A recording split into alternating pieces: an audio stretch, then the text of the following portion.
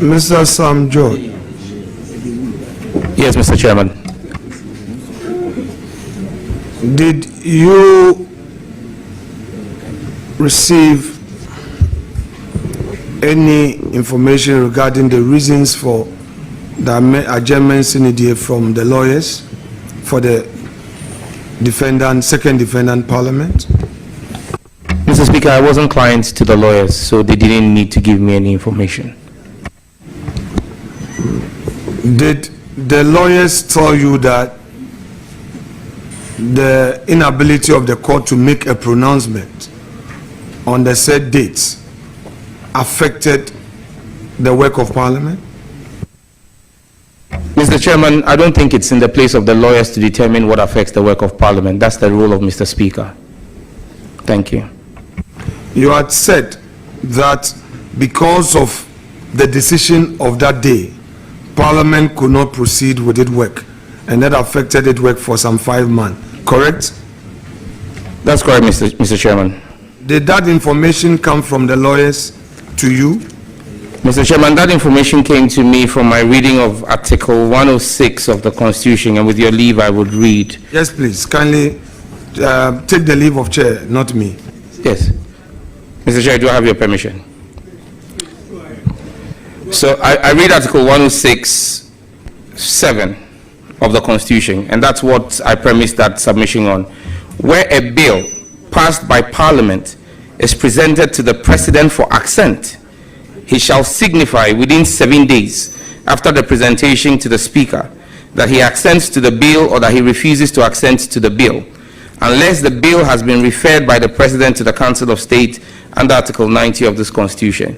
Parliament was unable, in fact, there was a letter, a cease and desist letter, signed by then Executive Secretary to the President, Nana Asante Bediotwo, asking Parliament not to transmit the bill as passed by Parliament, premised on the fact that there was a pending court case. Even though I think that it's important we take judicial notice that his letter to Parliament came a day before any lawsuit was filed before the courts. Thank you.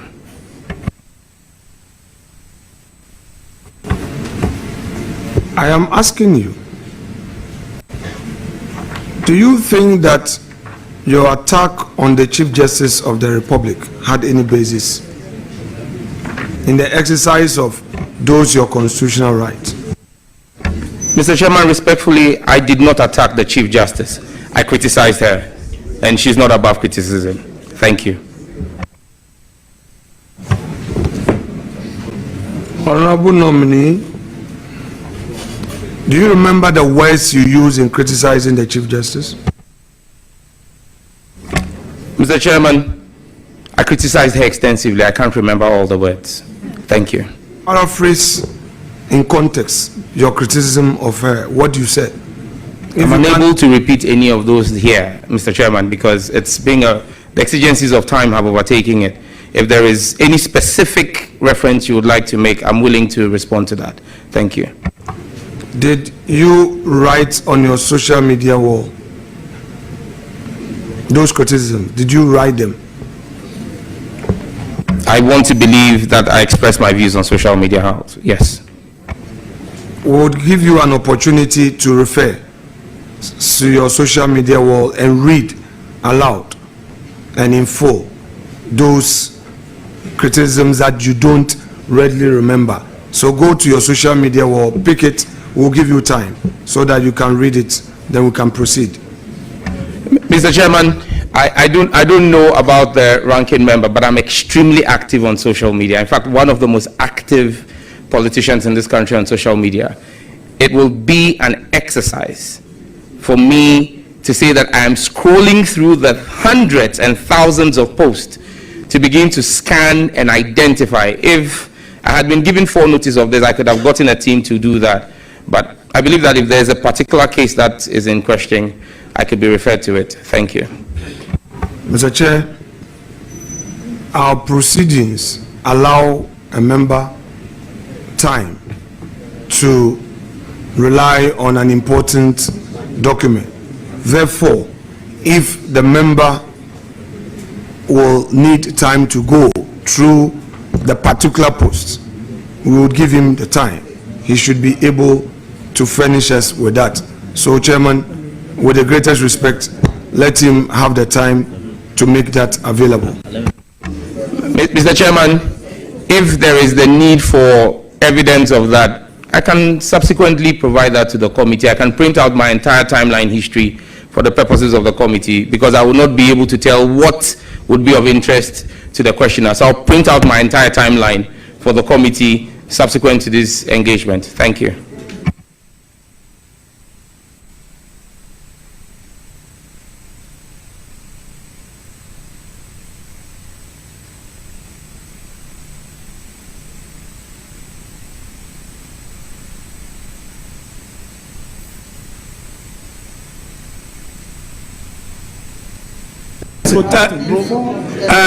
Honorable Roxon. Honorable Roxon, you have the floor. Chairman, thank you very much. Honorable nominee, social media has been defined in our statutes. How many social media platforms do you have? And which one particularly is in question? We know of Facebook, we know of Twitter, which is now X, we know of WhatsApp pages, we know of TikTok. So Chairman, it will be prudent and for the ranking member to be specific, because social media refers to a plethora of other media platforms that are deployed in cyberspace. So if he can be specific, then I believe that the nominee can be properly guided and to also tailor his answers to those particular references. With all due respect, Chairman. Okay, thank you. Leader, would you like to be specific on the issue you've just raised?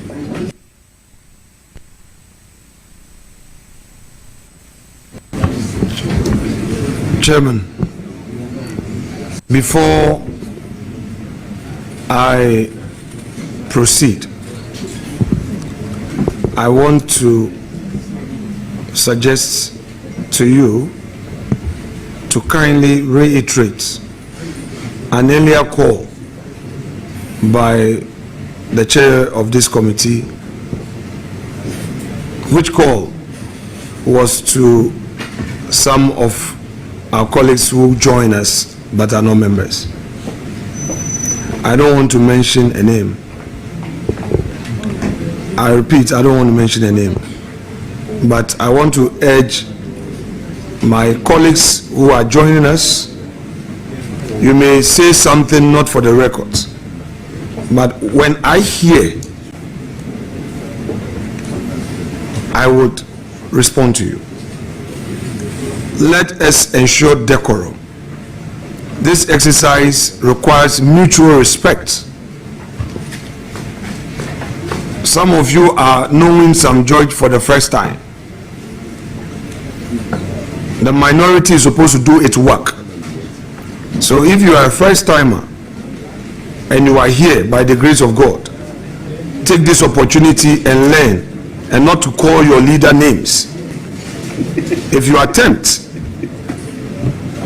to act in a manner unbecoming of a backbencher who has just joined parliament, you will be schooled to know the courtesies that are accorded leaders, especially when a leader is on a firm ground in his duties. Honorable nominee, my respected colleague, in your own words, you have had the occasion to criticize the Chief Justice of the Republic in a matter that you were not a party to, correct? Correct. In your own words, these criticisms were written on your social media platform, correct? Not exclusively. other times I spoke about them on national media platforms. So for our purpose, let's deal with those that you wrote on your social media platforms, correct? Very well, Mr. Chairman. Very well. Now, my question to you is, do you remember the exact words that you used in describing the Chief Justice in your criticisms? It will be difficult because, like the Majority Chief Whip had pointed out, I do not even know which specific platform you're referring to. I have accounts on Facebook, in fact, 2 accounts on Facebook, a private page and an official page. I have an X account, I've got an Instagram account, I've got a TikTok account, I've got a LinkedIn account. So it's like, once again, I repeat that out, Mr. Chairman, I'll be grateful if specifics could be applied to the issue here. Thank you. So my question to you is, which of the platforms did you use in your supposed constructive criticism of the Chief Justice in a matter that you were not a party to?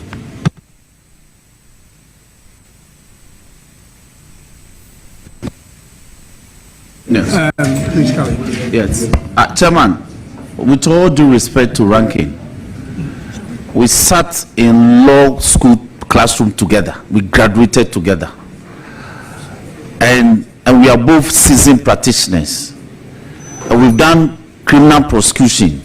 And we understand the principles. He who alleges must prove. You are interrogating a nominee alleging certain matters. He has given answers. You may not like the answers. It is up to you to put into the further and better particulars. That when I refer to the fact that you made certain comments by way of criticism of the CJ, it was an so and so and so social media platform. Here are the prints. In fact, in the course of this committee's work, you have demonstrated that those abilities, you brought information and material particulars before the committee and reference nominees to speak to them. Some you actually labeled them exhibit 1, 2, 3, 4, 5, 6. So in this matter, with all due respect to him, if he hasn't got information, he may still make progress. But if he wants to stay on this course, then you should be providing information by way of material particular so the honorable nominee can speak to by admitting to same or denying same, so we can make progress. With all due respect, Mr. Chairman.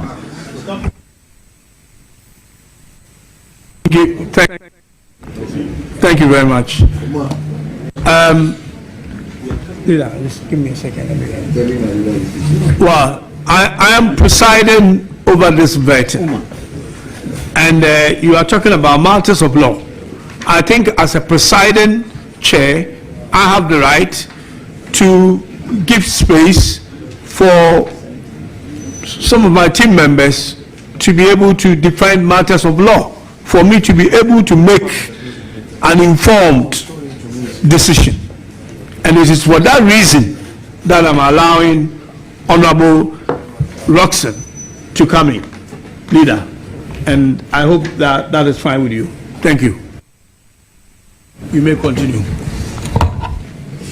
I don't have a problem at all. This exercise is good. Posterity will deal with this, and the jury is out there. Students for many years to come will refer to these proceedings. But since my respected colleague and classmate has taken us to the classroom,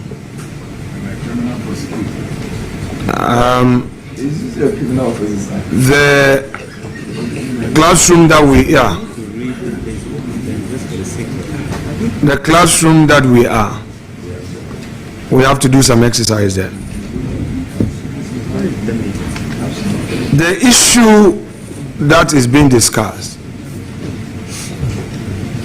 has been attested to by the nominee. It isn't the case that he's denying knowledge of any criticism. He said he has done so. And he says he stands by it. But it is on that basis that I am asking him. He should tell us the very thing that he is admitting to. He should tell us where he did it. He himself said some was by words of mouth on platforms. He said it in the media. Some too he posted them. So he should be able to tell us in an honest way where he posted them. If as it were he had said that, oh, he doesn't remember ever saying it, he hasn't said anything at all, then I would ask him to identify a document and speak to it and find out whether he is the one who authored it. But he says he has done something, and I'm asking him to now tell us where he did it. It's as simple as that, Chairman. So he's supposed to answer that question. Thank you, Chairman. Chairman, once again, I reiterate my answer that I'm unable to know which of the platforms I have posted on that he is referring to. And let me state for the records, what was put to me was the fact that I had attacked the Chief Justice. I have not admitted to attacking the Chief Justice. I have stated that I have criticized the Chief Justice. It doesn't amount to an attack on her. It's a critique of her. But I'll be grateful, and I'm willing to identify any documents that are available, and I'll speak to them with all integrity and honesty. Thank you. You have your constitution with you. Yes, please. Earlier, the Honorable Roxon spoke about your rights in the law, and you read the rights, that you had a right to freedom of speech, correct? That's correct. The Honorable Roxon read that. Go to Article 41 of the same constitution.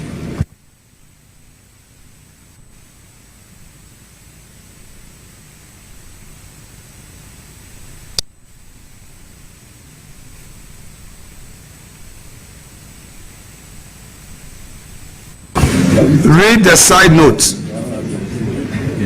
Duties of a citizen. Repeat it. Duties of a citizen. What? I didn't hear. Duties of a citizen.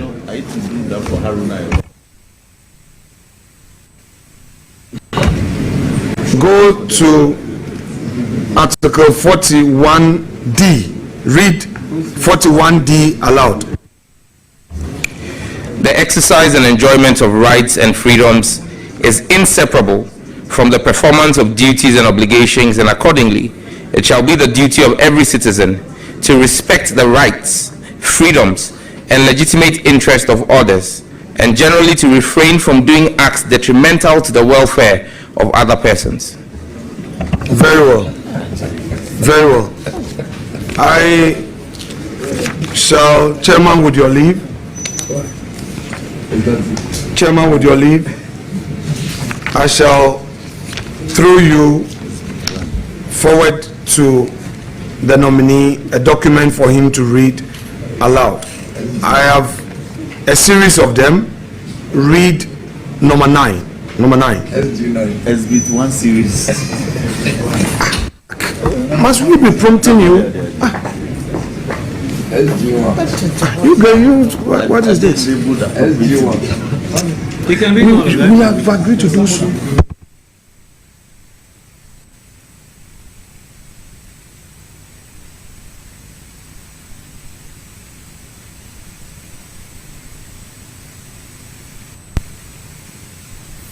Honorable, order, Chairman,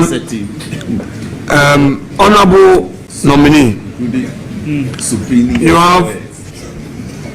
have turned to number 9. You've seen it labeled. Yes, please. Number 9. Please read the content of that post of yours aloud. There is absolutely no doubt in my mind that the current Chief Justice is engaged in judicial thuggery and poses an existential threat to the dispensation of justice in an equitable, fair, and just manner. Such partisan behavior at the apex court of our judiciary must not be entertained and must be condemned with all the force reasonable people can muster. Judicial gangsterism is a precursor for the breakdown in the dispensation of justice and the doctrine of the rule of law. Common sense ought to be an ingredient in the dispensation of justice. My respected colleague, what you have just read, was it authored by you? Yes, Mr. Chairman. What date was this authored? On the 27th of March, 2024. Now, on the 27th of March, 2024, you wrote this about the Chief Justice of the Republic, correct? Yes, I did. You have again read Article 41D. For the avoidance of doubt, read it at the risk of being repetitive. Read it one more time. Mr. Chairman, I remember the content. Read it one more time. Well, I'm not going to read the heading again. I'll just read the 41D. I am asking you a question, honorable nominee. Yes. Once the question is allowed, you cannot overrule it. The I'm saying read exercise- 41. Yes, in full. Read 41D. The exercise and enjoyment of rights and freedoms is inseparable from the performance of duties and obligations, and accordingly it shall be the duty of every citizen to respect the rights, freedoms, and legitimate interests of others, and generally to refrain from doing acts detrimental to the welfare of other persons. My respected colleague, what you have just read as your constitutional duty, and what you have also read as your constitutional rights, if you reconcile, would you say that all those words you used to describe the Chief Justice were fair? Mr. Chairman, that post was premised on my understanding and reading of Article 296 of the Constitution, and I would proceed to read with your leave. That's okay. Please proceed. The side note is exercise of discretionary power. Where in this Constitution or in any other law discretionary power is vested in any person or authority, A, that discretionary power shall be deemed to imply a duty to be fair and candid. B, the exercise of the discretionary power shall not be arbitrary, capricious, or biased based on resentment, prejudice, or personal dislike, and shall be in accordance with due process of law. And C, where the person or authority is not a judge or other judicial officer, there shall be published by constitutional instrument or statutory instrument regulations that are not inconsistent with the provision of this Constitution or that or that other law to govern the exercise of the discretionary power. Discretionary power is vested with the Chief Justice. She exercised same in the matter before her. My views were what I expressed in the post. When did you say you posted those comments? 27th of March 2024 at 6:34 a.m. What occasioned this post? Activities that had gone on the previous day in court. Can you share with us the activities that had gone on in the previous day in court, and in which matter? It was in the anti-LGBTQ case, the case you referenced earlier on. I don't really remember all the details, but I'm fully aware that my comments were in reference to the actions that had happened the day before in court. You had earlier said that your criticism was premised on a July 28th disappointment. Now you are referring to a March post. So which is which? Just reconcile. Chairman, at no point in my previous answer did I say that my displeasure with the Supreme Court and the Chief Justice was exclusive to the July 18th ruling. The case had started in court from the 5th of March. I made reference to the fact that the July 18th ruling is what led me to lead a national demonstration against the Chief Justice. So what exactly did the Chief Justice do to you on the 5th of July, of March 2024? 24, you said 23rd. 27th So of March. This post was 27th of March. And you are saying that based on what happened in court on the 26th of March. And can you tell us exactly what happened on the 26th of March, which led to such description of the Chief Justice of the Republic? Mr. Chairman, let me be clear that I have answered this already and stated that I don't really remember all the actions that happened there. But again, let me be very quick to add that post this social media post, the Chief Justice has had occasion to write to me on 2 occasions through the Judicial Secretary. The Chief Justice is clothed with the powers of contempt. If she thought and held the view that legally I had erred, the Supreme Court of Ghana is not one that has shied away from using its contempt powers. They have failed to hold me for contempt because I have not erred, and I'm sure that the Chief Justice herself and the Judicial Council and the Supreme Court recognize that constructive criticism is helpful for the dispensation of our justice system. Thank you. So you hold a view that those words used in describing the Chief Justice of the Republic to you remain constructive and nothing less? I hold that view, sir.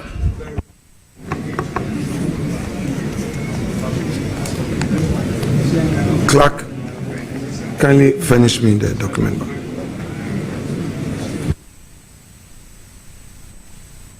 Honorable nominee, please let's go to your CV.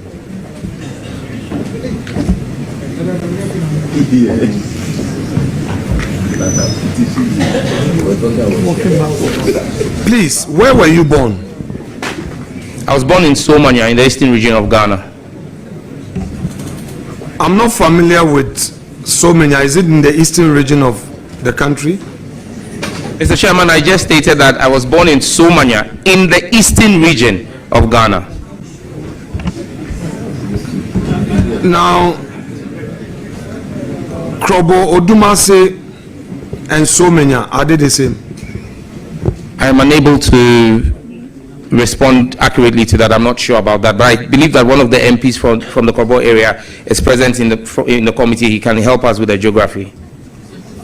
Honorable nominee, respectfully, are you familiar with Krobo Odumase?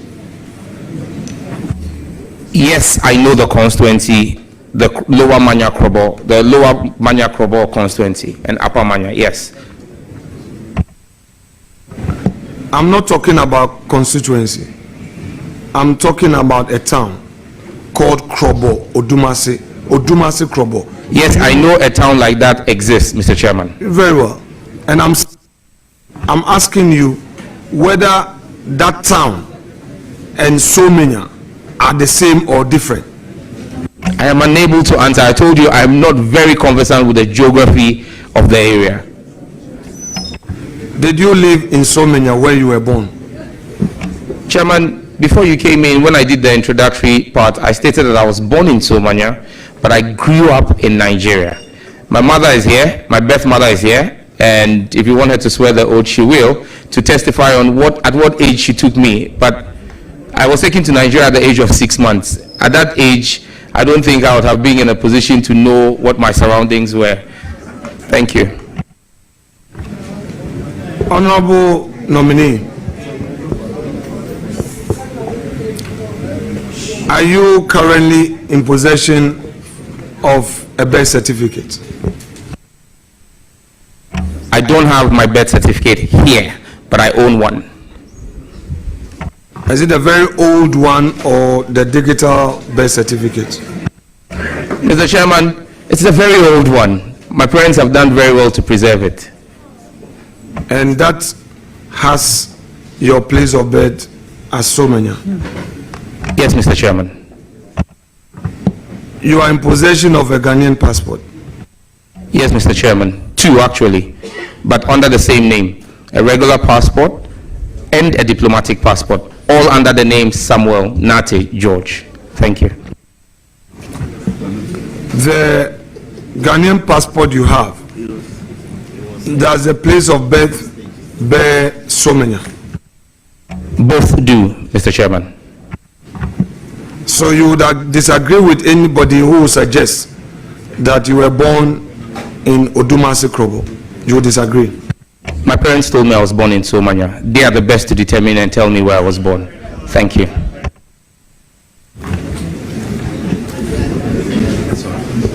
Honorable nominee, on your CV, you have indicated that you have undertaken a number of courses. Yes, Mr. Chairman. But before then, you have indicated that you speak English, Ga, Dangbe, and Twi. Yes, Mr. Chairman. Do you speak any language of Nigerian origin? Muso Yoruba, dear sir. You speak Yoruba? Yes, I do, and a bit of Igbo. I can tell you my name, Ahambu Sam George. Don't pay attention to my questions. Pay attention to my questions and then answer my questions. Not for the gallery, but for me. All right? Do you speak Yoruba? Fairly. You speak a bit of Igbo? Yes, please. To take the leave of Mr. Chair to amend your CV to include Yoruba. With the leave of Mr. Chairman, if it pleases the committee for me to have to, but I just put the Ghanaian languages I spoke on my CV. But it is here you stated languages spoken. Languages spoken. So I'm asking, since you say you speak Yoruba, that would you want to take the leave of Mr. Chair to amend to reflect that? Yes, Mr. Chair, it can be amended with the leave of Mr. Chair. Leave granted, amendment accordingly carried out.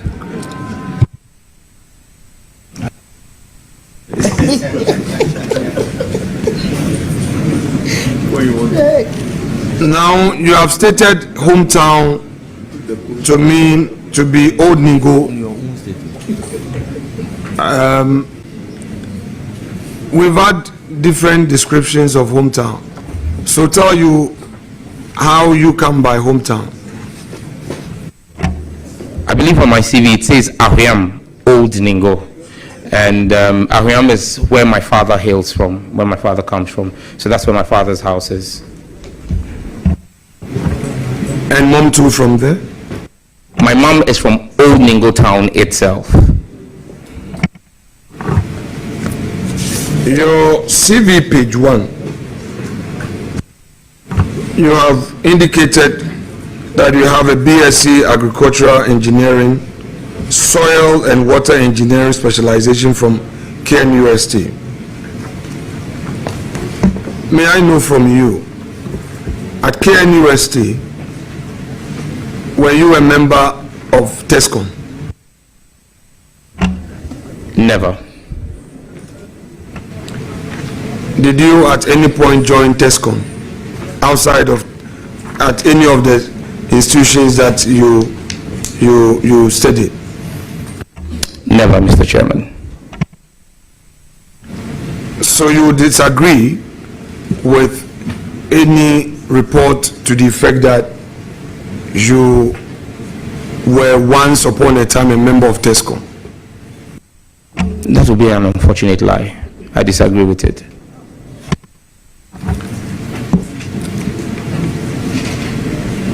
The states.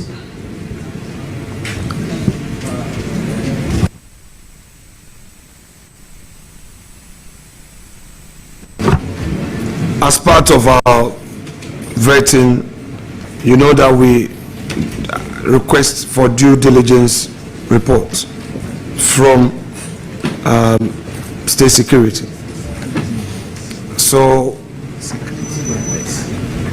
as at January 27, 2025, state security has it that you were once upon a time a member of TESCOM. This is part of the reason why I'm on record to have said that the new Mahama administration has to overhaul our entire state security apparatus, because it's woefully ineffective if it says I've ever been a member of TESCOM. Thank you. Very well. And you would also disagree to the information given to us that you were not born in Odumasu Krobo. You disagree with them? Absolutely.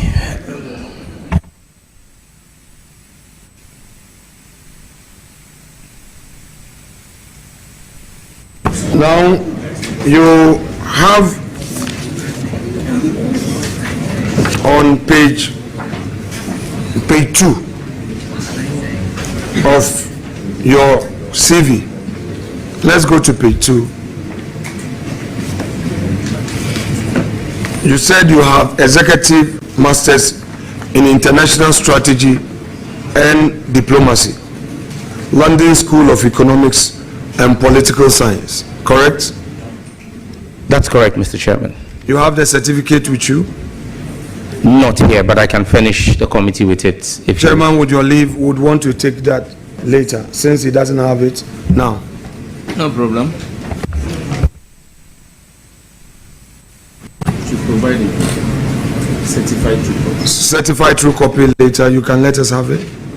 I would quickly make the request to the LSE for a certified true copy. You have the certificate with you. You have graduated. I have the original certificate framed. You're asking for a certified true copy. No, but you can certify it. You can get it certified. I would choose to get it certified from the university that issued the certificate for the purposes of this committee. I'll make the request to the LSE. This perhaps is a legal question, so it's all right if you understand it, sir. Well, for the benefit of your supporters, we are here to also help you. I know you've done LLB. I know you've done LLB. You've not been called to the bar yet. You don't need to write to your school to give us a certified copy. Once you are in possession of the original, a notary public who cites the original can certify. That is a law which they should know. Now, would you be able to furnish us with a certified copy of that certificate? If it pleases the committee, Mr. Chairman. When did you start the program and when did you finish the program? September 2021, and I submitted my dissertation in July 2022. How did you pursue the program? In person. Now, at all material times, you were a member of parliament. September 2021. You said, when did you finish it in 2022? In July 2022. So between September 2021 and July 2022, you were a full-time member of parliament. And this school is in the United Kingdom. So share with us how you pursued the program. Mr. Chairman, I believe that speaks to my dedication and diligence when I put my mind to something.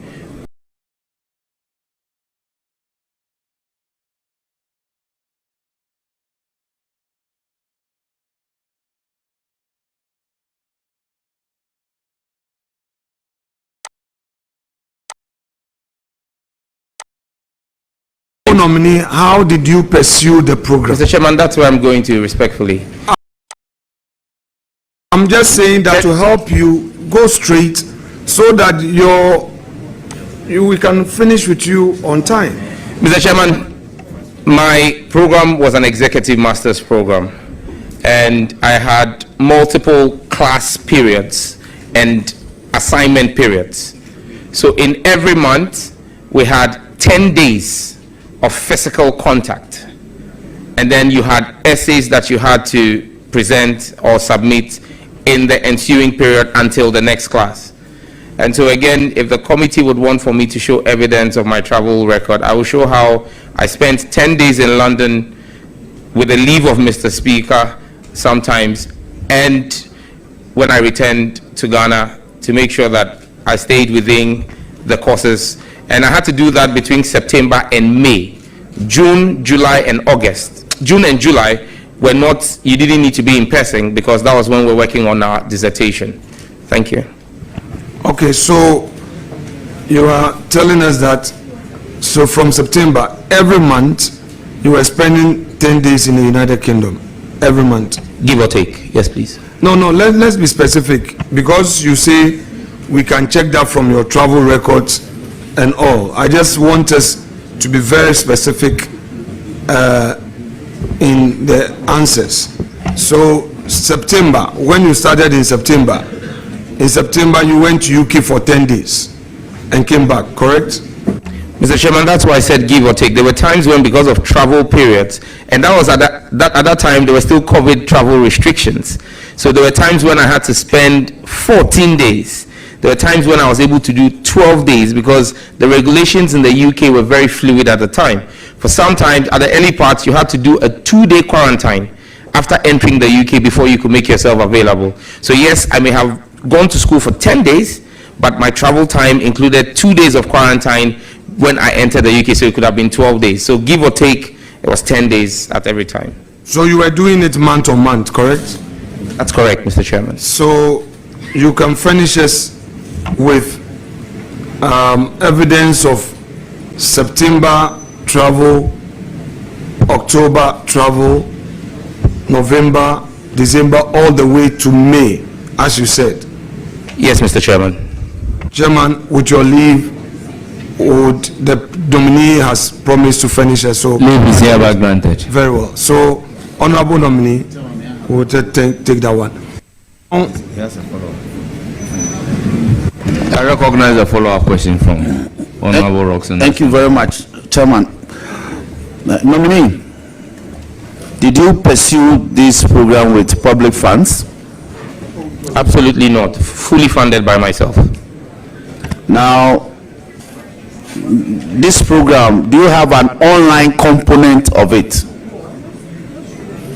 Yes, please. The submission of your essays and all of that. No, please. My question was very specific. There is an in-person, so I want to find out whether there is an online component of the program. That's all. Yes, there was an online component. So in addition to traveling to London, you pursue some aspect of the coursework whilst here? That's correct. Chairman, that will be all. Chairman, I'm taking note of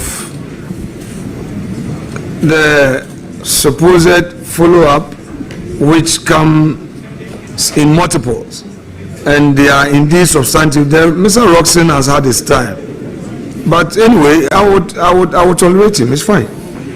Okay, so when did you graduate? I believe it was in December. I attended my graduation, I think, either in December 2022 or January 2023.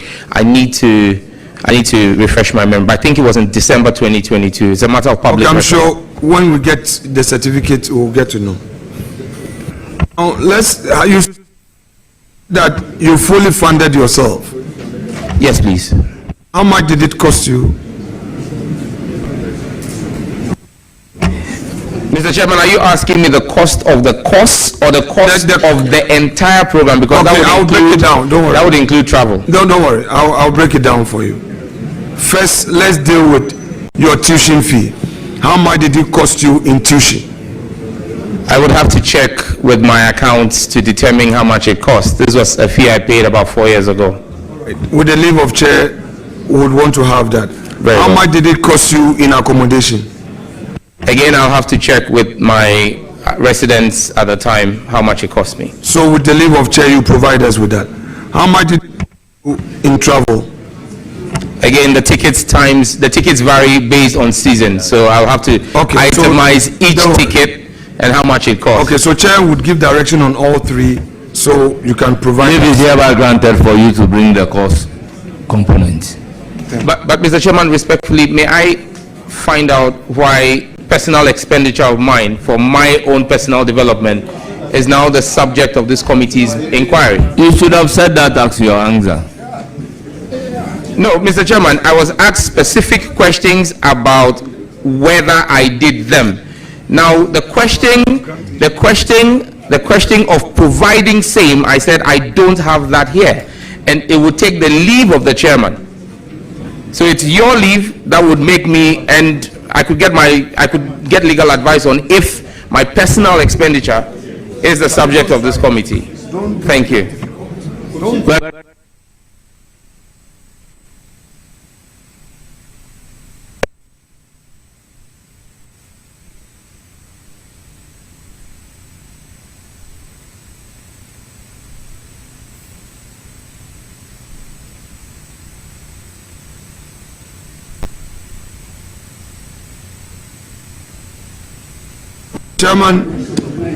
Chairman, as you've granted leave for those information to be provided, we'll rely on the nominee to make those available through the clerk.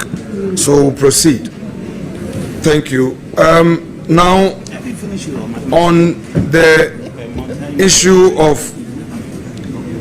Kofi Annan training, International Peacekeeping and Training Center. It's on your CV that you have an executive master's in conflict, peace and security, correct? That's correct, Mr. Chairman. Can you share with us how you undertook that program? Mr. Chairman, that program was a weekend program as an executive master's at the Kofi Annan International Peacekeeping Training Center, and I attended with a few other colleagues. Thank you. How long did it take you? It was a one-year program. I completed in 2019, but did not graduate in 2019 because I was out of the country on the date of the graduation. And so I came back in 2020 to join the executive cohort 6. I was part of executive cohort 5, but I joined executive cohort 6 in 2020 to graduate. Thank you.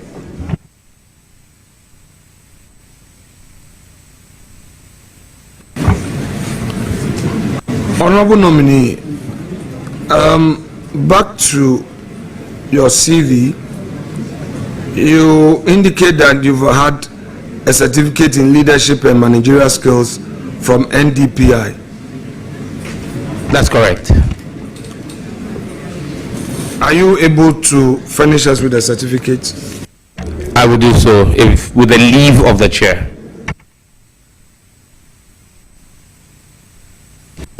Leave is accordingly granted. Now, have you any registered company, a limited liability company, that you operate outside of your work as a parliamentarian? I currently do not hold ownership of any company that I operate outside of Parliament. Prior to this period, were you previously an owner of a limited liability company? Yes, prior to coming into Parliament, yes, I was.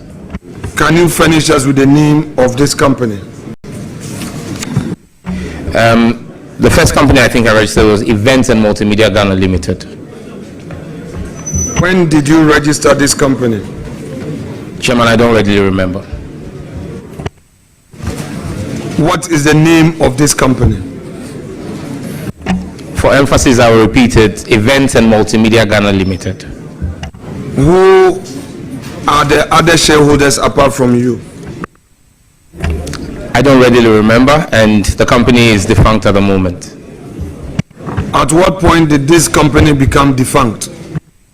Upon my entry into Parliament, I stopped working.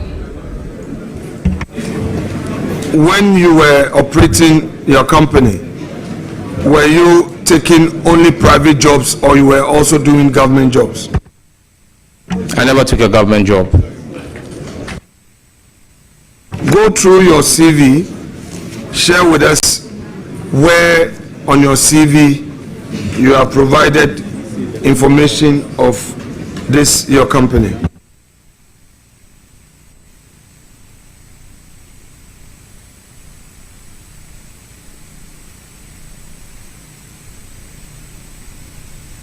Mr. Chairman, it's not provided on my CV.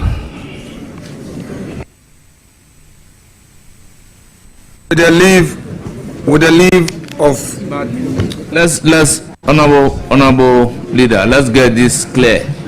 Is it everything about the nominee that is supposed to be provided on a curriculum vitae? Because this is a defunct company which is no longer operating.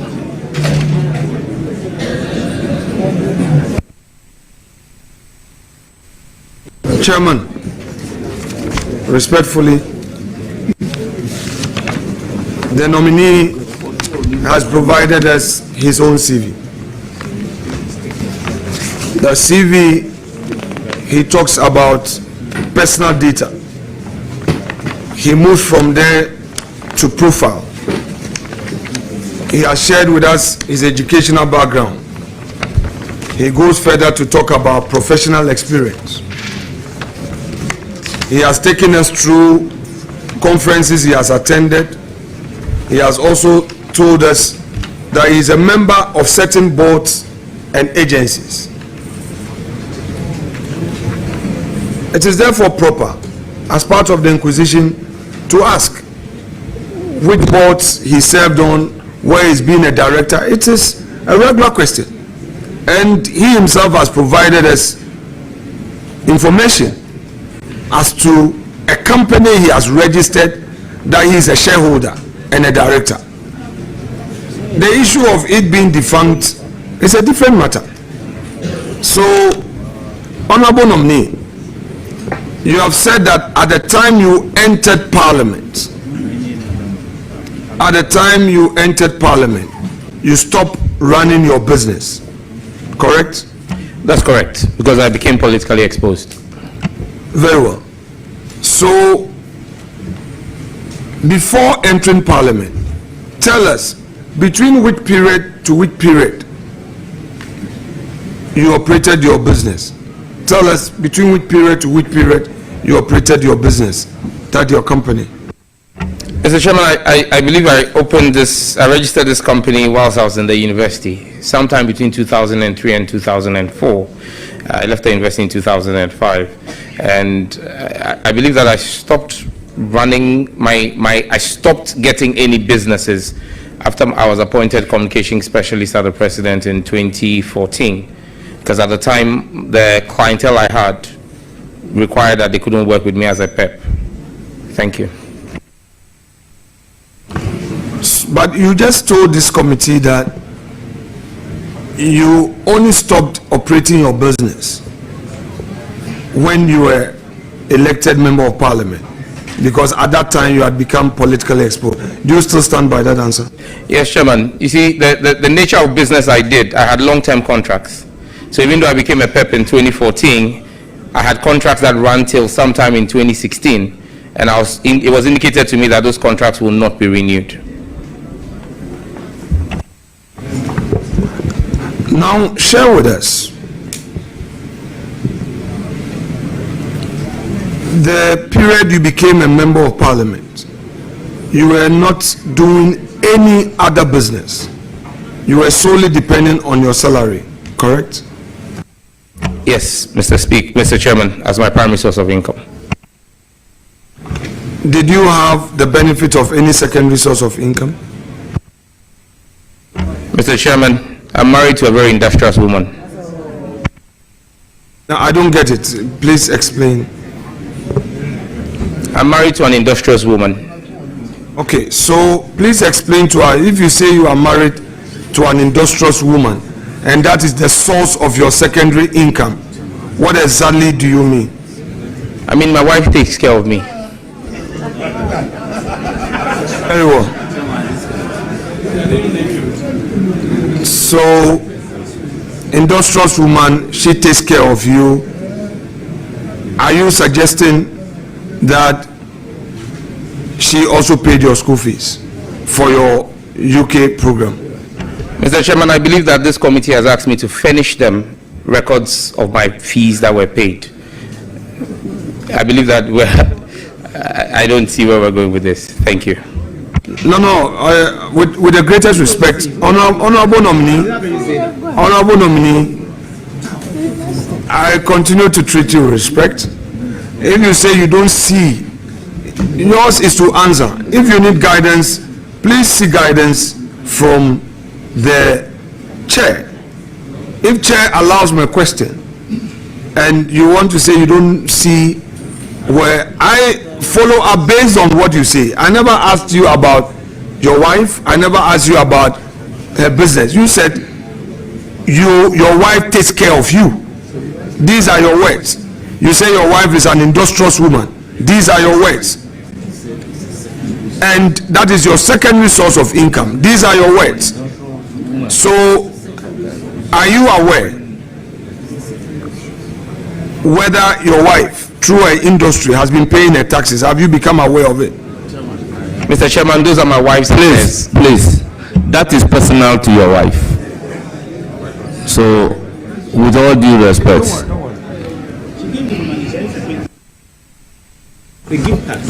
The monies that your wife gives you, which monies you say that is your secondary source of income, do you pay taxes on them? Mr. Chairman, I have at no point in time before this committee, and I'm on record, said that my wife gives me money. I have at no point in time made that claim. My claim before this committee is that my wife takes care of me. I didn't say she gives me money. Thank you. Is that your secondary source of income? I have not said so. Your words, Mr. Chairman. Honorable nominee would leave it there. Whether they are your words or my words, we'll leave it there. Let us proceed. How did you raise the funds to pay your fees? Because this is a matter of record that you provided. Mr. Chairman, I had savings. Thank you.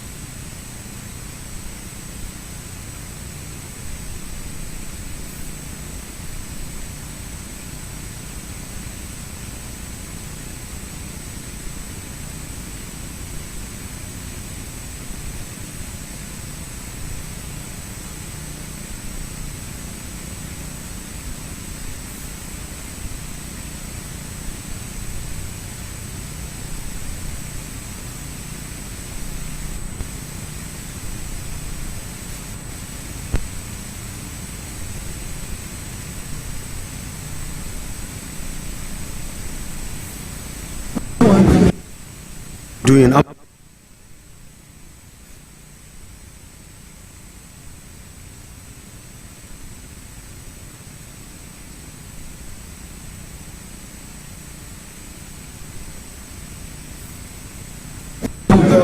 Honorable nominee. Yes, Mr. Chair. Please kindly read aloud that document you have in your possession. Dear comrades, take positions at the airport and land borders. None of those who have raped our nation's resources should be allowed to skip town. those who have stolen the public purse must, in capital letters, be made to account for every pursuer. Operation Recover All Loot, in bracket oral, must swing into full action for our children, for our nation. Let's go. And it has the lion emoji and the Ghana flag and the fire emoji.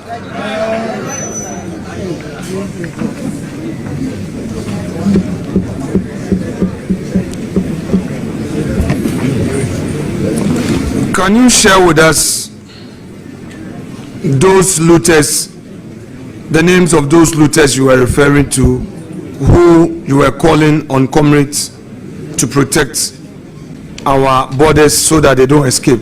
Can you share with us those you had in mind at the time you made this post? All of that information, Mr. Chairman, has been shared with the oral team that was headed by my comrade Okujeto Ablakwa, Member of Parliament for North Tongue. Thank you. Honorable nominee, this is a public hearing. You have made this post, and I'm relying on it to ask you the question. I'm asking you, these individuals that you say they have looted the nation, they have raped us of whatever, can you share with us those individuals? Give us their names. Honourable Member, with all due respect, we spoke yesterday about the Whistleblowers Act, and there are remedies available for such a thing under a Whistleblowers Act. So in a full public view, asking that the names of those people be disclosed, there are dire consequences for it. I will therefore humbly overrule the question. Thank you.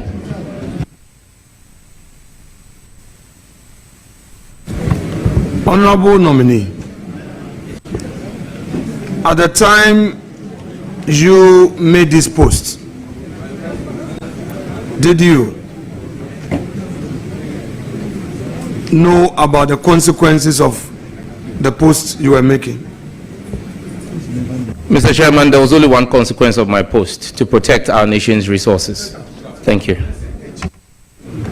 As a law student, do you think that this call for people to go to our borders when we had our security agencies already performing constitutional duties was right? Yes, Mr. Speaker, Mr. Chairman, and I'm grounded in the preamble to the Constitution. That was the basis for that call. The preamble of the Constitution. We, the people of Ghana, or in the name of the Almighty God, we, the people of Ghana, in exercise of our natural and inalienable rights to establish a framework of government which shall secure for ourselves and posterity the blessings of liberty, equality of opportunity, and prosperity, in a spirit of friendship and peace with all peoples of the world, and in solemn declaration and affirmation of our commitments to freedom, justice, probity, and accountability, the principles that all powers of government spring from the sovereign will of the people, the principle of universal adult suffrage, the rule of law, the protection and preservation of fundamental human rights and freedoms, unity and stability for our nation, do hereby adopt, enact, and give to ourselves this Constitution. So, at the time you made this post, you are saying to this committee that our borders were not being protected by the security agencies enough. Therefore, there was a need for you to make a call on ordinary citizens to rush, particularly your party members, to rush to these borders to stop people you consider as looters from traveling outside the country, correct? Your deduction, Mr. Chairman, not mine. At the time you made this call, Honorable Leader, did you have, I recognize Roxanne Dahon did you have on reason? one supplementary question. Okay, sure. Chairman, thank you very much. Honorable Sam George, Chairman. when you made the post under reference, Yes or no? You have vetted your mind to Article 41, F of the Constitution, and with the leave of the chairman, let me read. The exercise and enjoyment of rights and freedoms is inseparable from the performance of duties and obligations, and accordingly, it shall be the duty of every citizen, F, to protect and preserve public property and expose and combat misuse and waste of public funds and property. So your post regarding people getting to the borders and checking others from absconding from the jurisdiction you suspect of having committed some offense, you were exercising your right under this provision? Yes, Mr. Chairman. Thank you very much.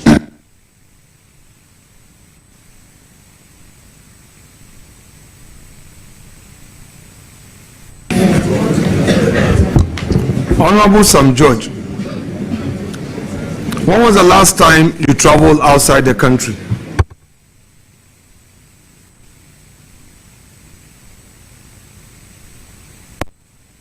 I don't readily recall, but I haven't traveled this year, so sometime last year. At the time you got to the airport, did you go through immigration screening? Yes, I did. Did you see customs officials at our borders at the airport? Yes, I did. Did you find the national security operatives at various points at the airport? I don't know. I don't know them because they don't wear uniform. But do we have security systems at our airport? I would suppose so, but I can't state on the record. Now, at the time you made this your post, by the way, go back to the date you made the post. I made it on the 8th of December 2024, a day after John Mahama had won the elections by almost over 57% of the votes. Had our Order. on that said date, had you any information that our immigration and customs officials had abandoned their posts at the airport and all other borders of the state? I have not suggested so in my post. Honorable Sam George, I am asking you a straightforward question. Had you any reason to believe that they had abandoned their posts at the airport and all other borders that they had a duty to protect as officers of the state? Chairman, once again I repeat that I have not made such a suggestion in my post, so it can't be attributed to me. Thank you. Do you know that your call on your party members to move to our borders was to undermine these security officials from exercising their rightful duties enshrined in our laws? Mr. Chairman, that would be to suggest that our constitution is illegal and unconstitutional. So are you suggesting that at any point a citizen can post calling on people to take to our land borders and protect it against looters? Is that what you're saying? Mr. Chairman, like I said, that post was made pursuant to provisions of a duty of a citizen, given the exigencies of the time, the duties of a citizen, according to the preamble and Article 41F of the Constitution. Do you know that that preamble of the Constitution is equally enforceable through a law properly enacted by the state? Do you know that? I'm aware of that. And do you know that as part of the enforcement of the constitutional provision, we have established state security agencies to protect our borders? Fully aware of that, Mr. Chairman. I'm fully aware of that, Mr. Chairman. And do you know that as a citizen, your right call would have been to the security agencies instead of party members, you call comrades. Do you know that? Mr. Chairman, it is the vigilance of these comrades that stopped the export of 17 pallets of gold that were not properly labeled at the Kotoka International Airport. My call was a call to national duty. It was heeded and saved the public purse. I should be celebrated for that.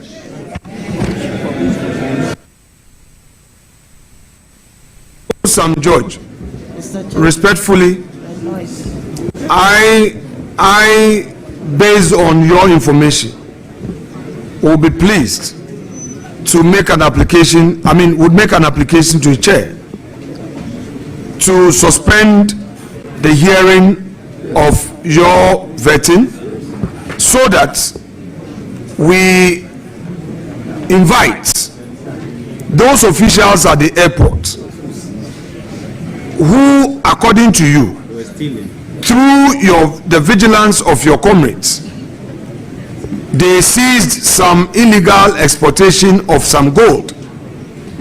So because this is a very serious matter and you are providing us information, so Chairman, in the circumstance, it is important that we suspend the hearing of this matter to bring those officials who have a mandate to protect our borders, ensure legal exports, explain to why they abandoned their responsibility and it had to take some vigilante comrades based on his call to arrest some illegal gold exportation.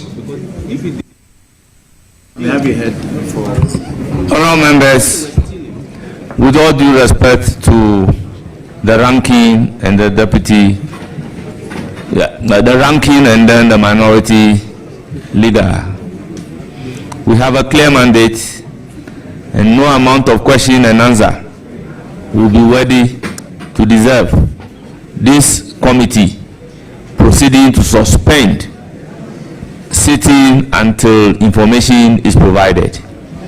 Our procedure doesn't end at this committee. Further actions will be taken after the committee's vetting. So I am unable to grant the request for suspension with all due respect.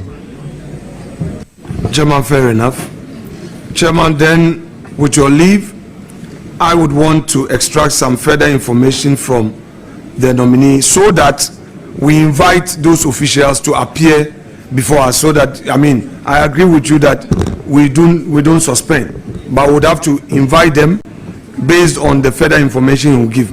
Honorable nominee, this gold that was being stolen, can you provide us further details of where and how these comrades were able to assist in stopping this stealing? Lay the foundation with the answer and then we go specifics, because it's very important. The nation is listening and it will help. So, is your question seeking for him to mention names of people? Honorable Chair, I am exercising a lot of restraint and I would plead with you. The nominee said there was stealing at the airport. Some people were stealing gold and exporting, and through his call there was an arrest.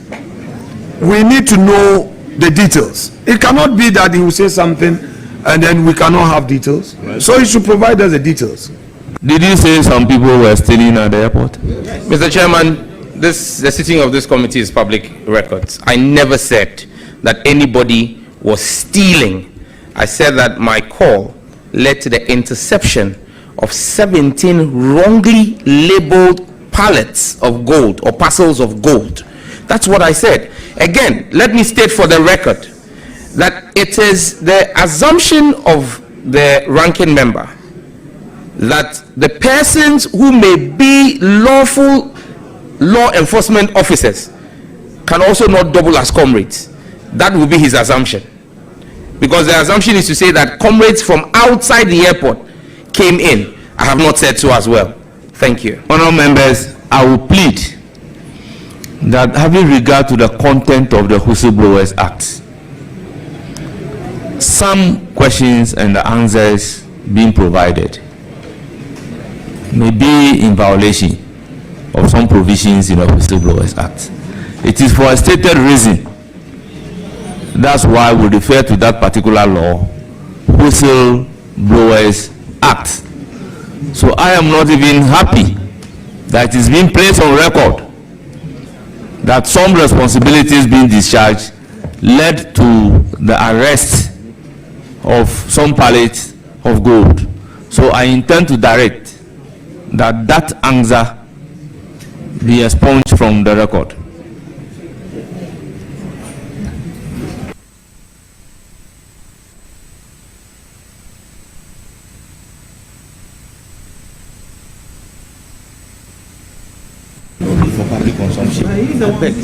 Chairman,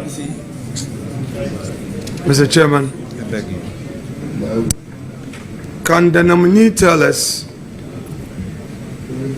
where this gold was wrongly labeled? Can the nominee tell us? I'm guided by Mr. Chairman and the Whistleblowers Act. I decline to comment. Thank you. Mr. Chairman, can the nominee tell us who arrested these gold bars that, according to him, were being stolen? Again, with the guidance of the Chairman and respect for the Whistleblowers Act passed by this Honorable House, I decline comment. Chairman, with respect, the nominee is not here as a whistleblower. If for some reasons it is his pleasure that he would give us that information in conclave without the media, he should say so and we should grant that. You cannot, Chairman, you cannot come to the committee in providing answers to a question, say that it is your constitutional right to make a call to the public to protect our borders when we have security agencies, and then you justify by saying that, in fact, that call has saved the nation. Some stealing, I mean, people were going to steal gold. The state, as a result of that call, that was prevented. Then you are now saying that you come under Whistleblowers Act, so you cannot provide the details. Chairman, let us, the whole world is watching these proceedings. I will not pursue and I will not attempt to show any disrespect to you. But Chairman, the matter in issue is not a matter of whistleblower. In the minimum, I am guided by the little law as stated. I'm not going into the arena of whistleblower. So if you would want to say that he shouldn't answer a matter that he himself has provided, so be it. I will not pursue it. But I want to put on record that if the nominee prefers to give that information to us in conclave, let us pursue that. Well, Honorable Minority Leader, we can subsequently explore and look at the law by the nature of the information that we are soliciting.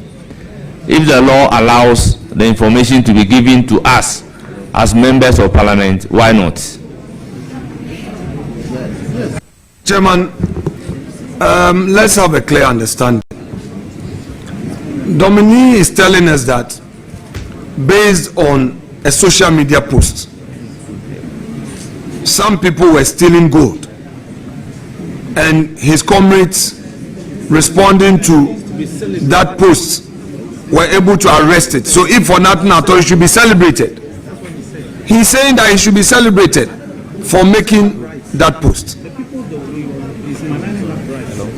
Chairman, is it the case that we cannot pursue it? If you say so, I will not begrudge you. The record will reflect that the chair of the committee says that we cannot pursue it. This is not a whistleblower matter. So I want to pursue it. If you want to rule me out, I'm fine. So, honorable nominee, my question to you, that those people that you claim were exporting this gold illegally, do you know which company they were working for at the airport or wherever? Do you know where they were working for? Which company they were working for? Honorable Minority Leader, with all due respect, we are pushing further. The nominee even said that his call resulted into some arrests. He is making reference to his call. So if you want to push further to give details of it, then it means we are delving into what the law otherwise says we shouldn't. So, with all due respect, with all due respect, there are reasons why you give such information to the security agencies. They are not even prepared to mention your name to the public that they got the information from you. So we cannot be soliciting that particular information. The statement he made is that my call resulted into this. I think we should end it there. Chairman, my duty is to respect your chair and to accept your ruling. So I would accept your ruling on this matter and move on. I will not attempt to disrespect you, however unhappy I may be with your ruling. Well, that's the beauty of democracy. You are the chair. Thank you so much, sir. Please, clerk to committee.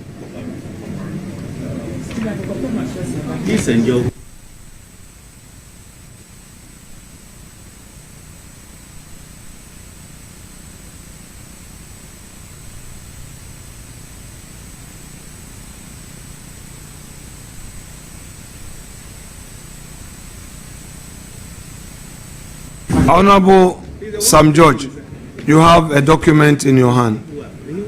Respectfully, I've labeled this as 6. First of all, the document, the paper you have, were you the one who authored it? Yes, Mr. Chairman. Please, can you read it aloud in full?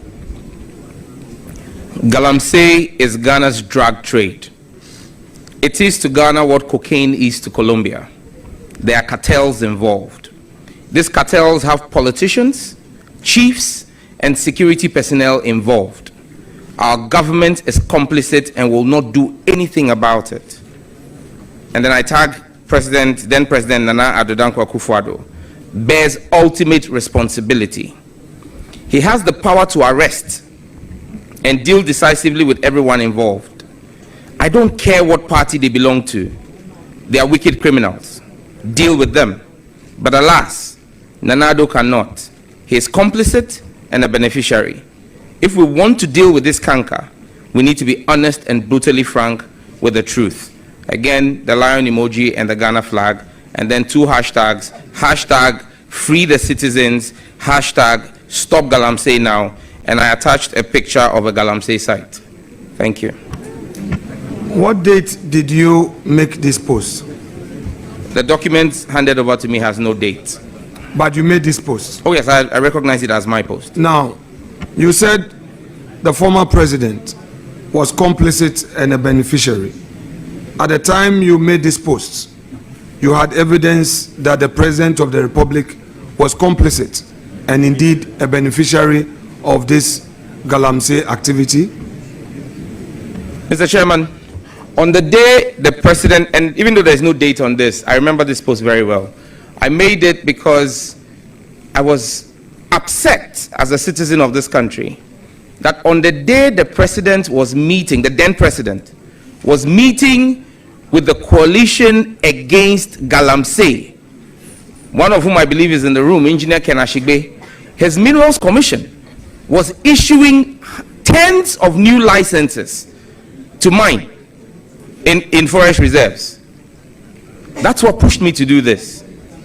Honorable Sam George, my simple question to you, do you think that President Nana Addo Dankwa Akufo-Addo our president,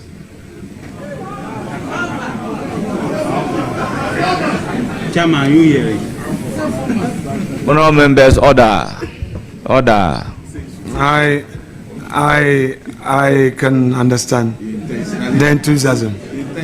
Our president,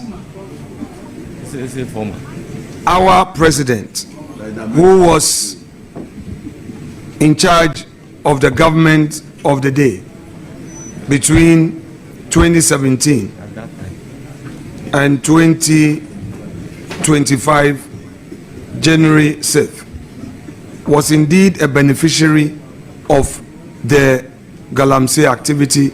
Do you solemnly believe in that? That indeed he was a beneficiary of this? Chairman, my understanding is that the president at the time was leader of the NPP, per your constitution. He was leader of the party. We all saw or listened to the recording between the then Minister for Environment, Science and Technology and the then Vice Chairman of your Central Region Party, where he said you needed to do Galamsey because party Hiansika. The party that Hiansika or needed money was the NPP, and President Akufo-Addo was leader of the NPP. If it walks like a duck, quacks like a duck, and has his kids in a row behind it like a duck, it is a duck.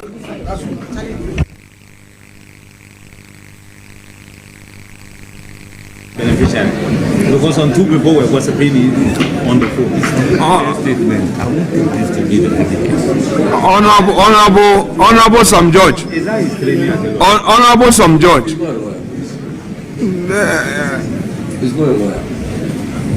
So you are saying that this comment by some individuals that you heard is your evidence that the President of the Republic was a beneficiary of the Galamsey activity? Mr. Chairman, if I'm not mistaken, the President subsequently went to even campaign for the gentleman who made those comments to be as a parliamentary candidate of the NPP. He associated with him. He did not distance himself from it. And Mr. Chairman, let me plead with you. This committee should not be used to whitewash the image of President Akufo-Addo. We know him. The people of this country passed a verdict, and let's leave it at that. Thank you. Honorable nominee. Order. Order.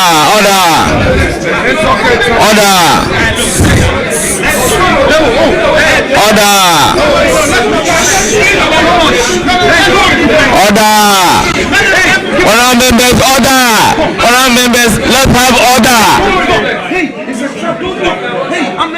Honorable members, order.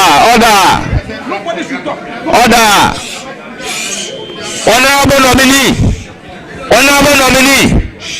you are hereby ordered to withdraw the word.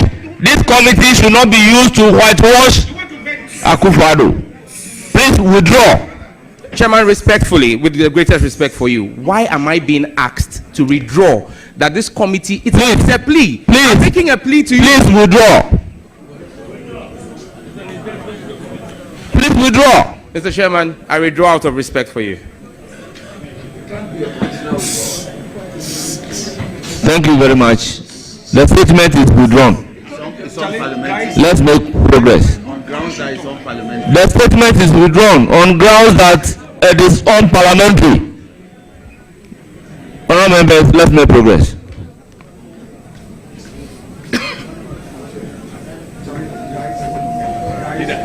I know well.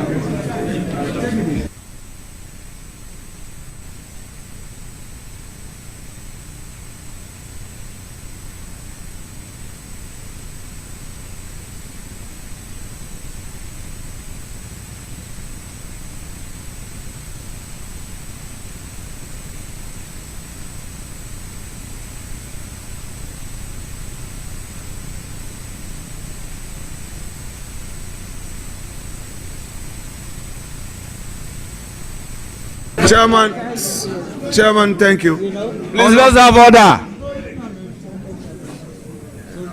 Honorable Honorable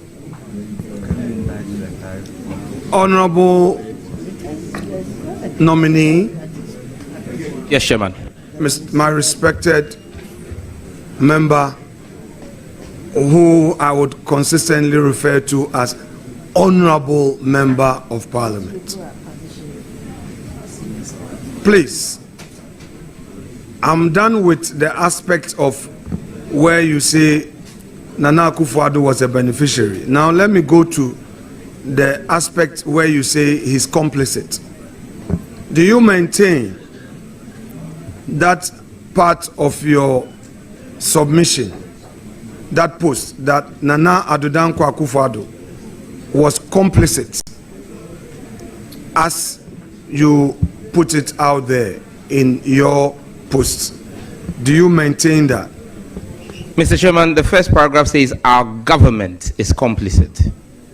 Our government is complicit and will not do anything about it. Nana Addo bears ultimate responsibility. He has the power to arrest and deal decisively with everyone involved. I don't care what party they belong to, they are wicked criminals. Deal with them. But alas, Nana Addo cannot. He is complicit and a beneficiary. If we want to deal with this canker, we need to be honest and brutally frank with the truth. Oh, I'm saying that, you know, I've read it. This job, I've been doing it for some 15 years and more. So I know where I'm getting to. I'm done with the other leg of you saying he's a beneficiary. So back to the complicit part. I'm asking you whether you maintain that Nana Addo Dankwa Akufo-Addo, our former president, was indeed complicit. Do you maintain that? Given the poor fight against Galamsey, I hold that view. Get you, please. Given the abysmal fight against Galamsey, I hold that view. To what extent do you hold that view that his performance in the Galamsey fight was abysmal? The president promised to put his presidency on the line to fight Galamsey. There were several instances where persons in the president's government and party were found or accused of being involved in the illegal mining of gold in our country, in forest reserves and water bodies. The president did not show the leadership that he promised this country. He folded, and that's the record. It can't be changed. So as far as I'm concerned, he was complicit. Do you have any evidence of probative value to the effect that these people that you claim were part of government and were mining were at the presidency? Mr. Chairman, the government is bigger than the presidency. The government extends even to the ruling party. That's why the ruling party's general secretary and national chairman sit in cabinet. So the party is part of government. And the ministries are part of government. Agencies are part of government. So if persons in agencies and persons in the party, ruling party, are involved in this, the government is complicit. It stands to hold. Thank you. Okay, so what you are suggesting to us today is that now that President John Dramani Mahama is the President of the Republic, any individual at the party level, say constituency officer in Owen, involved in a Galamsey activity, citizens of this country should loudly say that to the extent that that person is a member of the ruling party, John Dramani Mahama, His Excellency, respectfully, should be held complicit. Correct? I haven't said so. If President Mahama puts his presidency on the line to fight corruption and is unable to take action in the unforeseeable instance where an appointee of his there is evidence of corruption, and he rather seeks to clear them like we've seen in the past, then you can hold President Mahama liable. But the President Mahama I know, and his track record that is before this country, we've seen the JIDA scandal. We've seen previous scandals. He ran a sunlight campaign on corruption.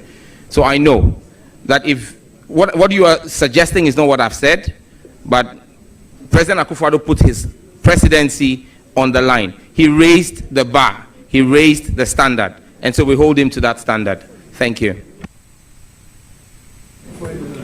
Now, should any agency, now that President John Mahama is in office, you are again suggesting that should any agency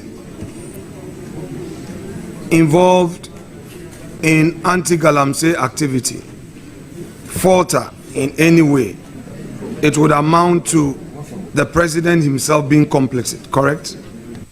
Not correct, Mr. Chairman. I gave a specific example. President Mahama has been definite on corruption, because corruption is the biggest problem. Talking about anti-Galamsey. President we are talking Mahama, about Galamsey, so yes. let's stay there.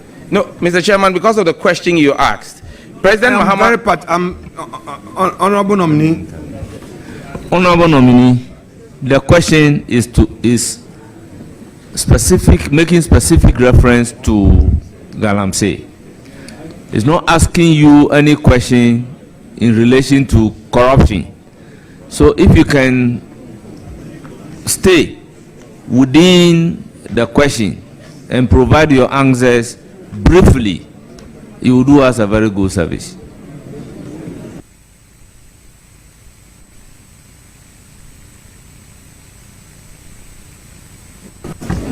Yes, I asked you the question. Or you want Honorable Chair, please, if the question could be repeated. My question to you. Now we have President John Dramani Mahama in office. Should any agency involved in anti-Galamsey activity fail, should we say that the President of the Republic is complicit? No, Mr. Chairman. Pardon? No, Mr. Chairman. Okay, so you are suggesting that in this current administration, any failure on the part of any agency in the fight against Galamsey should not be held against the president, correct? He has responsibilities. He will fulfill his responsibilities. Yes, I know. No, as for that one, we all expect government to fulfill their responsibilities. But my question is, should there be any failing at any agency? Should there be any failing in any agency? Will the president be complicit? Mr. Chairman, respectfully, this is now assumptions. We're building scenarios. I can't speak indefinite to conjecture and scenarios. If we get to that point, I'm sure today we are speaking about this because there is hindsight on President Akufo-Addo's leadership. I believe that we'll have the opportunity 4 years down the line to judge President Mahama, but it will be unfair for me to pass judgment on a man who is barely 3 weeks in office. Thank you. Please, Chair, with your leave, may our clerk and the clerk to the committee have this and take back the earlier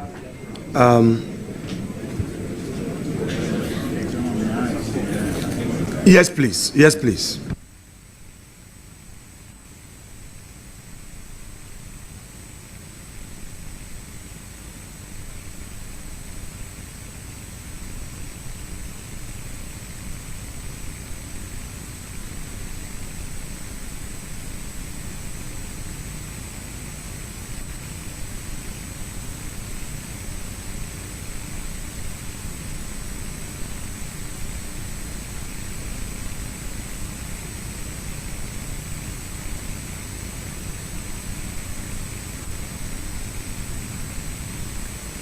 Are you in possession of the 7? Yes, I've labeled the 7, please. Yes, please, Mr. Chairman. Exhibit 7.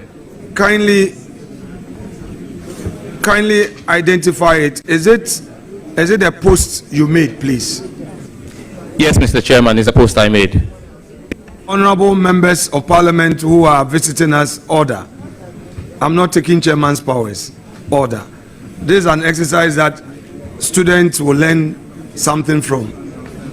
Yes, so, honorable nominee, please read it aloud.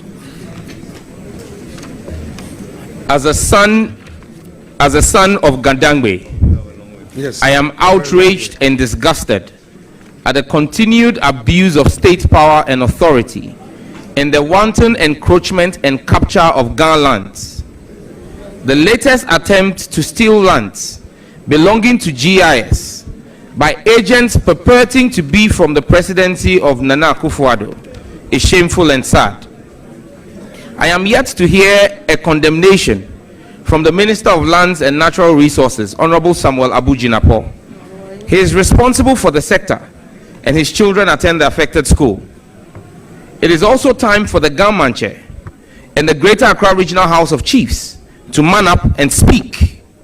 Their silence is cowardice and a blot on the integrity of the Ghana state. They either speak up or we consider them willing accomplices. The next John Dramani Mahama government from 2025 must recover all such stolen lands and prosecute the perpetrators irrespective of their political colors. Enough is enough. Followed by a lion emoji, an angry face emoji, and Ghana, the Ghana flag. Thank you.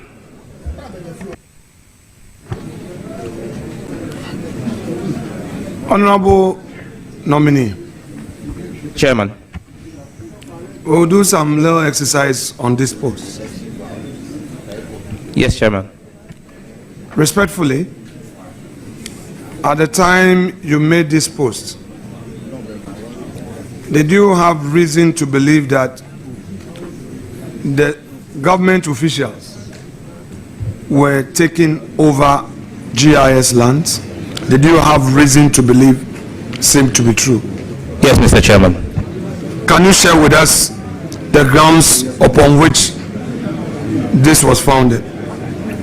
Mr. Chairman, I listened to the news that day, and there was the news reported that a team of armed officers purporting to have come from the office of the president had accompanied a private real estate developer to take portions of the land belonging to GIS in the cantonment area.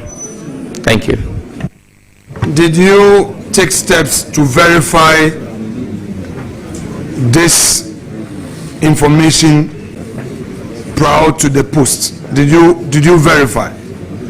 Mr. Chairman, I had no reason to doubt the credibility of the media houses on which I heard the story. Which media houses did you hear the story? Mr. Chairman, it was reported, I believe, by City. It was reported by Joy. These are two of the most credible media houses in the country. And what was the report? That officers or security personnel purported to be coming from the office of the president had accompanied a real estate developer to take over portions of GIS land. So you've used the word purported, which means that there was no evidence of state-sponsored takeover of GIS land. You've used purported to suggest that indeed there was no such evidence that the government was aiding a private developer to take over portions of GIS land, correct? The evidence I based on was the news reportage.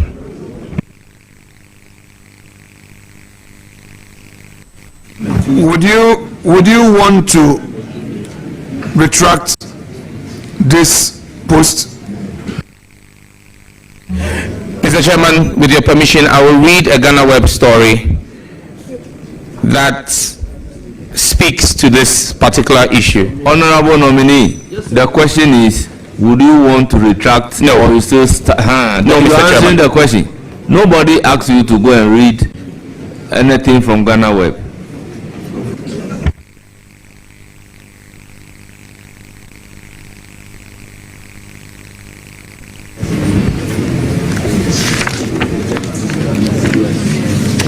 Honorable nominee, with the leave of chair, I will let you read.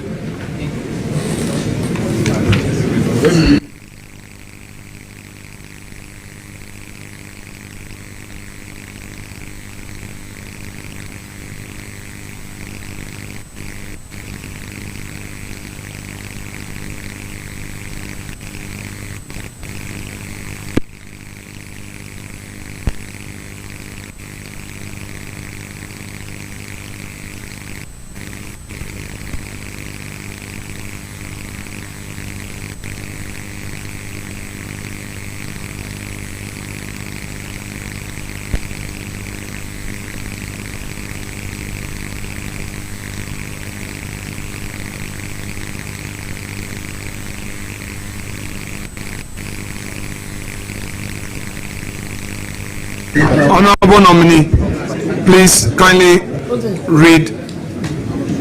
First of all, identify the document. Is it a document you posted? Yes, Mr. Chairman.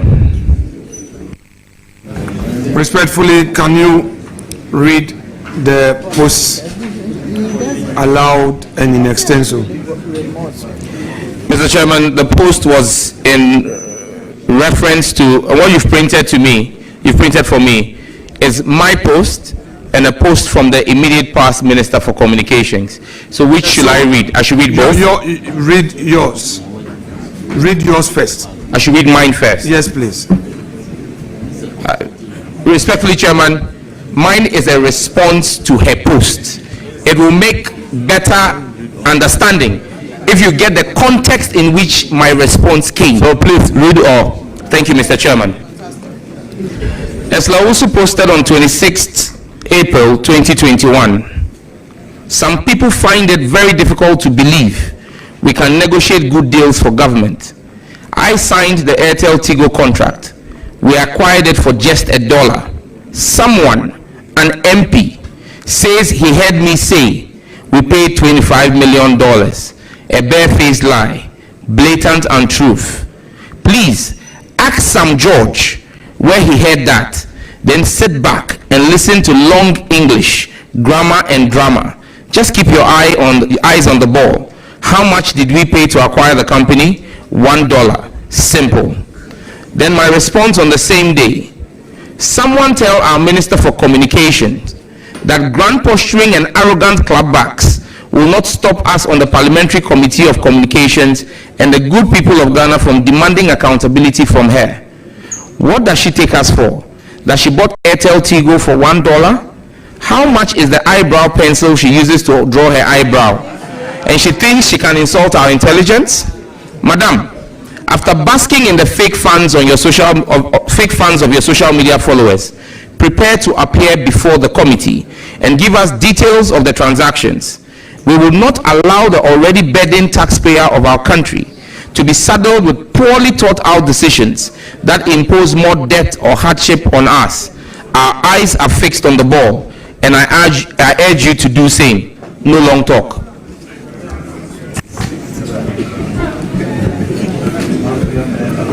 Do you maintain the content of this post and the language you used in describing Honorable Lausu? Yes, Mr. Chairman. Very well. Chair.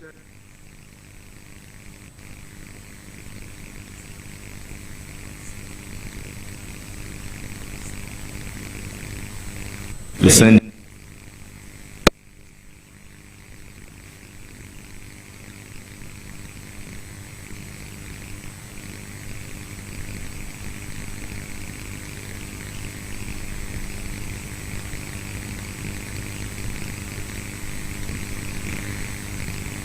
Hello, order.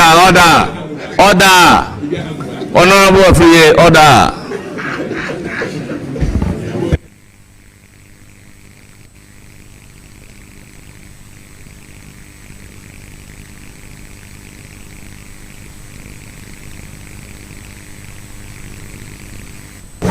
Please proceed.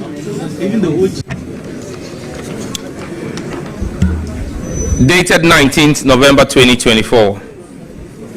Clearly, the Supreme Court, led by the Chief Justice, will do everything in their power to protect their demigod, Nana Addo Dankwa Akufo-Addo, from signing the Family Values Bill. The CJ should be ashamed of herself. After preaching against such vices in ICGC and failing to walk her talk and take a stance when it matters most, such characters are the ones our Lord Jesus Christ chased out of the temple with a whip. From President Akufo-Addo to all members of the pro-LGBTQI cabal in all arms of government, shame on you. Bow your heads in disdain. Our children and grandchildren will remember you for all the wrong reasons. The lion emoji and the Ghana flag. And then there's a picture of the scales of justice along with it. Thank you. No, not. Right, Honorable Sam George. Mr. Chairman. On what date did you make this post? 19th of November 2024, Chairman. At the time you made this post, the court had already given a date for judgment in this matter, correct? Mr. Chairman, if my memory serves me right, I made this post on the day that the courts decided that they would give judgment after the elections on December 7th, that they will give judgment on the 18th. And that's what premised me saying they will go to any length to protect President Akufo-Addo from signing the bill. Honorable Sam George, respectfully, the Supreme Court is an independent constitutional body. Do you believe in that? On the face of the paper, it ought to be. The Supreme Court of Ghana, through its actions, determinations of matters, is practically independent of the executive. Do you believe in that? Based on the doctrine of separation of powers, yes. At the time you made this post, what was your basis for saying that the Supreme Court sees Nana Addo Dankwa Akufo-Addo as its demigod? What informed that? I reached this conclusion on the basis that the Supreme Court had the power to hear this matter and give judgment before the elections, but chose to do so after the elections. And that's what brought me to this conclusion. So, you mean all the judges who were on the panel had one thing in mind: to protect Akufo-Addo, merely because they gave a date which is after the election. Is that your point? Mr. Chairman, I have not made reference to all the judges of the courts. I referenced the Chief Justice. And she had the power to fix the date. She was president of the panel, so she determined the date. Are you aware that the Chief Justice was not a member of the panel at the time you made this post? Are you aware? Mr. Chairman, that is not correct. Honorable Sam George, would you be surprised? Okay, so if you come to a conclusion, or if I bring you evidence that the Chief Justice was not a member of the panel on the said date that you wrote this your post, would you retract this? Mr. Chairman, I will be a man of integrity and retract this if there is evidence, which I know doesn't exist, that the Chief Justice was not part of the panel, because she had been on the panel as far back as July, and this was done on the 19th of November. She had always been a part of the panel. But if there is evidence that shows that she wasn't part of it, I'll do the honorable thing. Honorable Sam George, The Chairman. at the time you made this your post, had you really done your checks to know who constituted the panel? Mr. Chairman, as far as I was aware, and like I said, even on the 18th of July, as far back as the 18th of July. Yeah, we are on the wait. I want us to. Honorable, with all due respect, when you ask a question and the nominee is providing the answer, let's allow the nominee to land with the answer, then you can follow up with another question. Thank you, Chairman. Please, I am on the 19th November post. That 19th November post, was it after the court hearing, or it was a very day the court gave a date for its judgment? Mr. Chairman, I don't really recall. Were you in court yourself? No, Mr. Chairman. But you became aware that on the said date, the court had given a date, 18th December, for its final ruling on the matter? Yes, Mr. Chairman, it was reported in the news. Based on the news reportage, you attacked the Chief Justice, correct? Because of your belief that the Chief Justice was a president of the panel, correct? That's correct, Mr. Chairman. Now, did you become aware? Did you become? Let me ask I want to ask a follow-up question. I want to ask a follow-up question. Chairman, Honorable Leader, I want a follow-up question. let me take a deep breath. Let me take a deep breath. Honorable nominee, did you attack the Chief Justice? No, like I've stated constantly before this committee, I have criticized her constructively. Thank you, Mr. Chairman.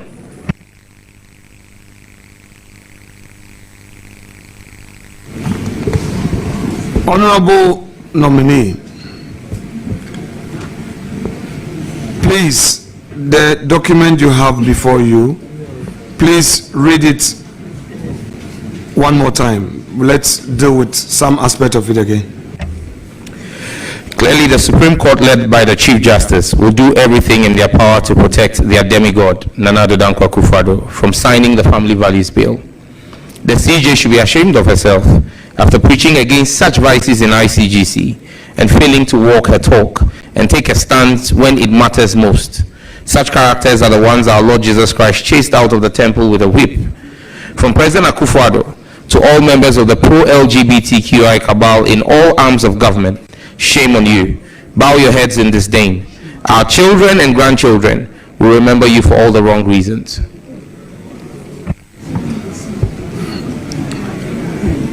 Would you want to retract this post? No, Mr. Chairman. If you become aware that Her Ladyship Lovelace Johnson was the president of the panel and that the Chief Justice was not a member of the panel in any way, would you retract the post? Mr. Chairman, I'm fully aware that when I read the judgment, Her Lady Justice Lovelace Johnson was the lead of the panel. That doesn't take away the powers of the Chief Justice in ensuring the speedy dispensation and discharge of justice. When you read the judgment, did you see the Chief Justice's name as being part of the panel? No, Mr. Chairman.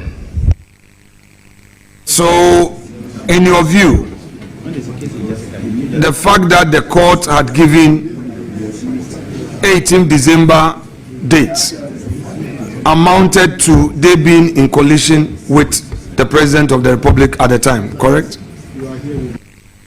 Honorable Leader, I recognize Roxanne Nelson Zafamokpo on supplementary. No, but Chairman. You come back to your question. Chairman, with respect, I have asked my question. Let him answer. I have all the patience for these proceedings. If my respected friend, who had his turn, and I never interfered with this supplementary, is now taking advantage to say that he is now doing follow-up, so be it. You are the chair. Proceed to answer the question, then I will allow his follow-up. Can he please repeat the question?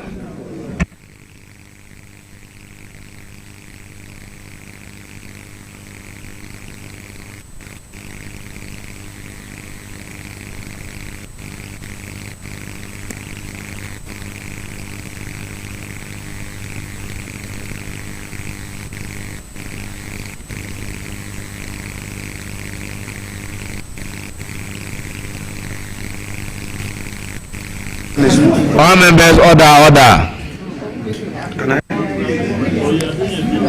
Honorable Leader, once the nominee is requesting you to repeat your question, and the question is going to be repeated for an answer, let me take the supplementary question on the earlier answer, then I will come to you to repeat the question.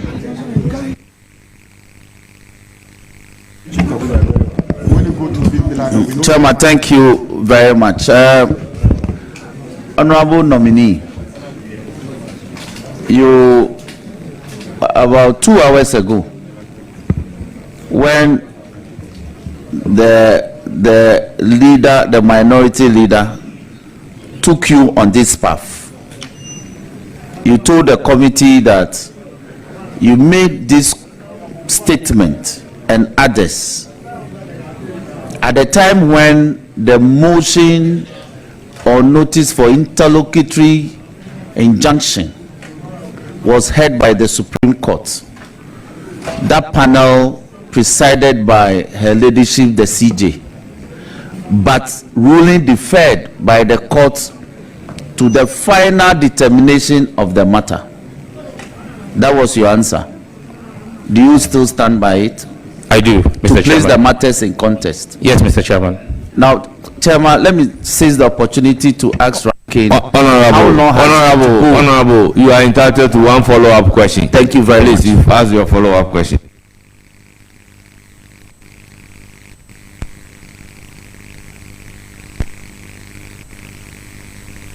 Every time you want to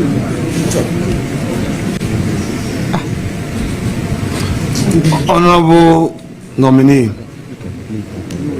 you had earlier on indicated that should you come to the realization that the Chief Justice was not part of the final judgment in the matter in issue, you will pull down or retract the post you made on the 19th of November.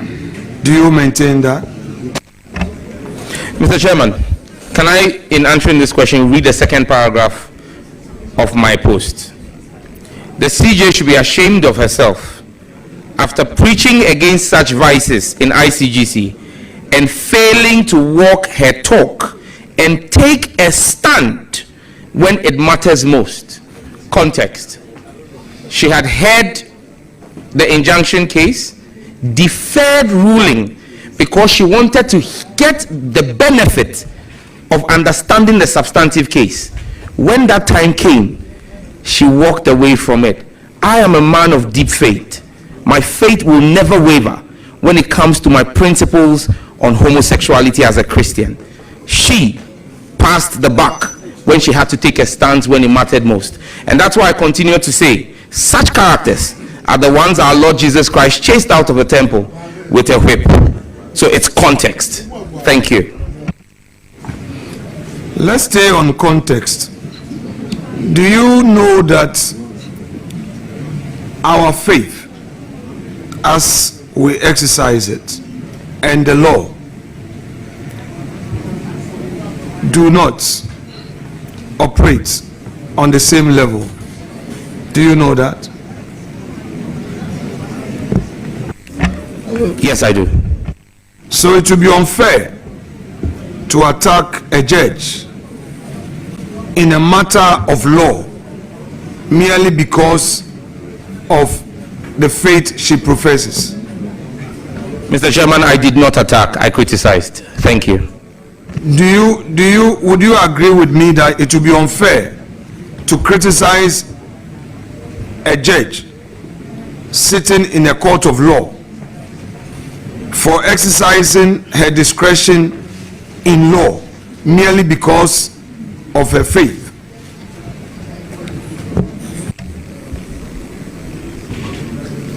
If that judge is also a lay preacher, I would expect that her judgment will be influenced by her calling and by her faith. Very well.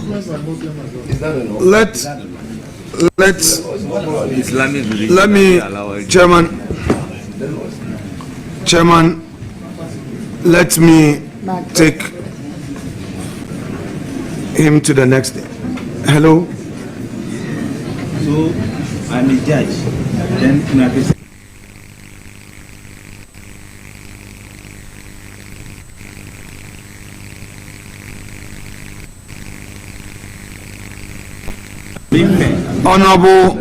Honorable nominee, I have given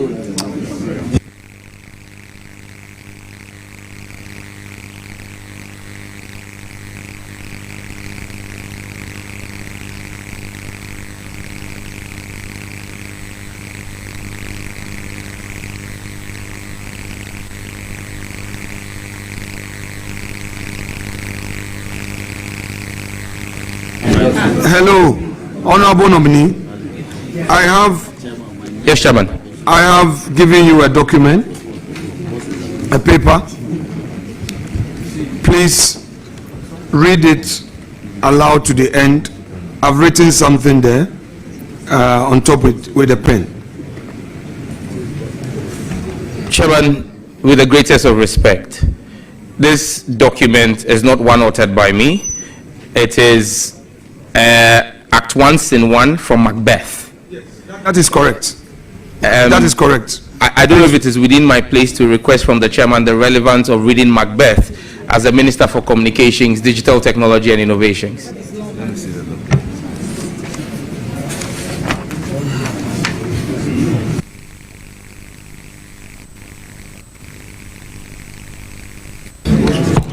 Honorable Leader, once the document is not emanating from the nominee, accordingly, he's not supposed to answer any question based on it. Chairman with respect. Chairman with respect.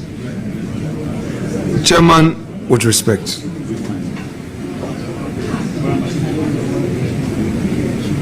Honorable Leader, you know the position of the law that if you are not the author of a document, you are not responsible for the content of the document, and as such, you cannot be asked to answer questions based on a document of which you are not the author. Chairman, I have not asked him a question. Perhaps the lawyers on this table may assist me. I can make mistakes, and I'm ready to learn. We are allowed to lay a foundation. Around this table, we've laid foundation with constitutional documents, with media publications. In fact, we laid a foundation at the commencement of my questions with St. Francis of Assisi prayer. He read it out. He read it. He has it right here. So a document that is being read to lay a foundation to mount a question is allowed. I don't know why you are. Honorable Leader, Minority Leader, Honorable my learned friend, we all know the rules of the game. You haven't asked any question, but you asked the nominee to take a look at a document. And the answer from the nominee is to the effect that I am not the author of the document you are asking me to take a look at. Okay, so good. No, Chairman, the proper form. Chairman, like I said, we will continue to learn. Honorable nominee,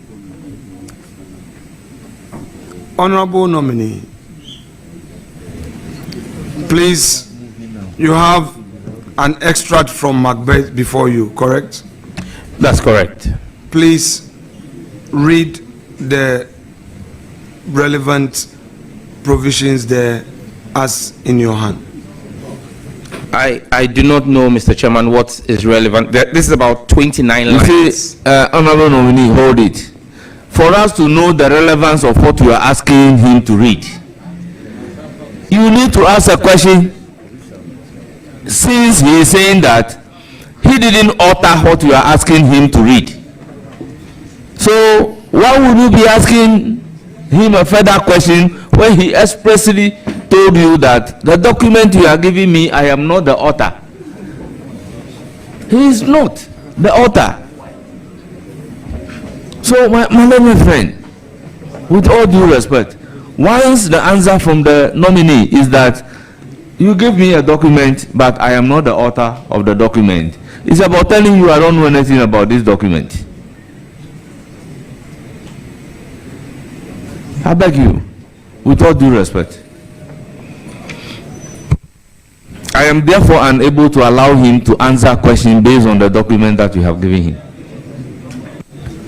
Chairman, I have asked him to read the content of what I've given him. I've not asked him a question yet, but like I said, if you are overruling my request for him to read the content to enable me as the relevant questions, if you're overruling me, I will abide by your ruling. I don't need to stretch it. I will abide by your ruling. Because I need to lay a foundation. I know he's not the author, that is why I referred to it, to enable me mount the question. But if you hold a view that I cannot even rely on it to ask my question, that is fair enough. I will respect your ruling. I will not challenge you. That is my ruling accordingly. Very well.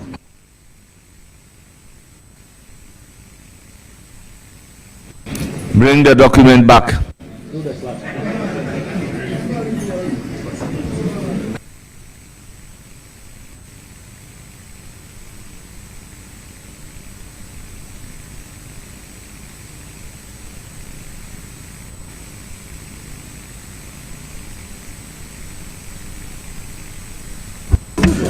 Mr.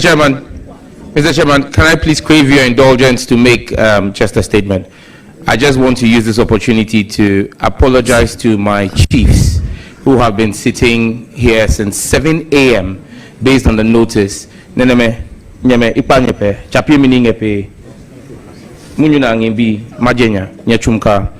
Thank you. Chairman, with respect, the nominee has made certain public statements. I need to ask him certain questions based on those statements he's made on TV and all. I, with your leave, made them available to the clerk, to the committee. So we shall proceed to watch the videos and then would ask the questions one after the other on it. The clerk to the committee was provided with it, and we did this arrangement before the hearing. So please set the technology in place for us to watch the video. Thank you. He's a Muslim by day, a Christian by night. A religious prostitute cannot be our president. All right, okay. He's a Muslim by day, a Christian by night. A religious prostitute cannot be our president. All right, okay. He's a Muslim by day, a Christian by night. A religious prostitute cannot be our president. All right, okay.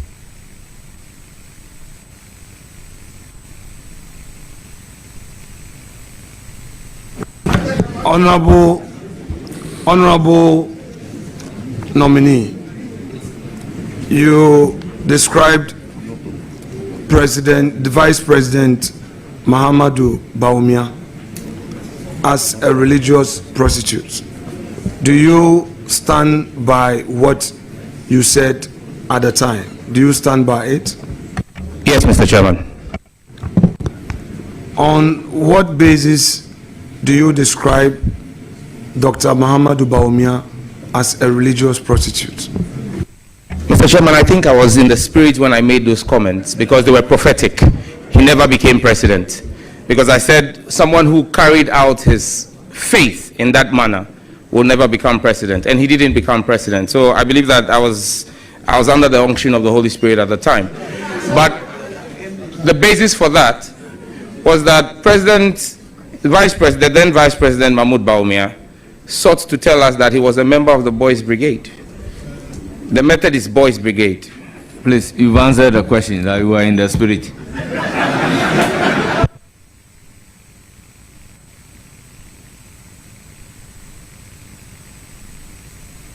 Order.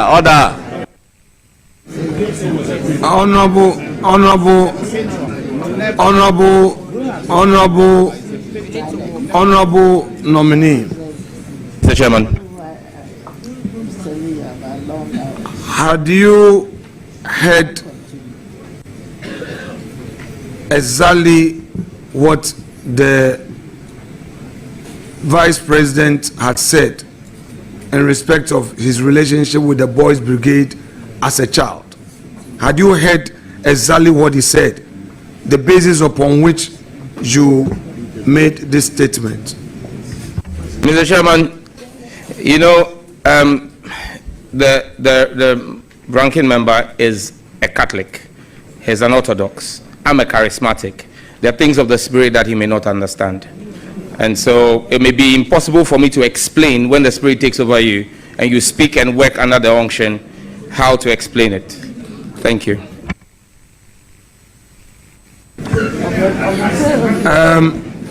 Honorable nominee.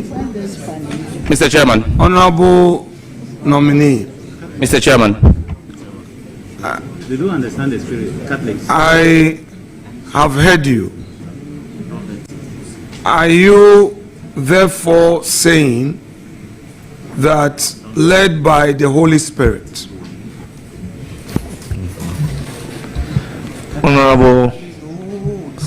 Honorable member, can you do us the honorable thing by retracting the aspect of you saying you are charismatic, he's a Catholic? So it's of a different faith. If it pleases the chairman, but I thought these were issues of fact. But if it pleases the chairman, please. If it pleases the chairman, I withdraw. Please, statement withdrawn. Let's make progress.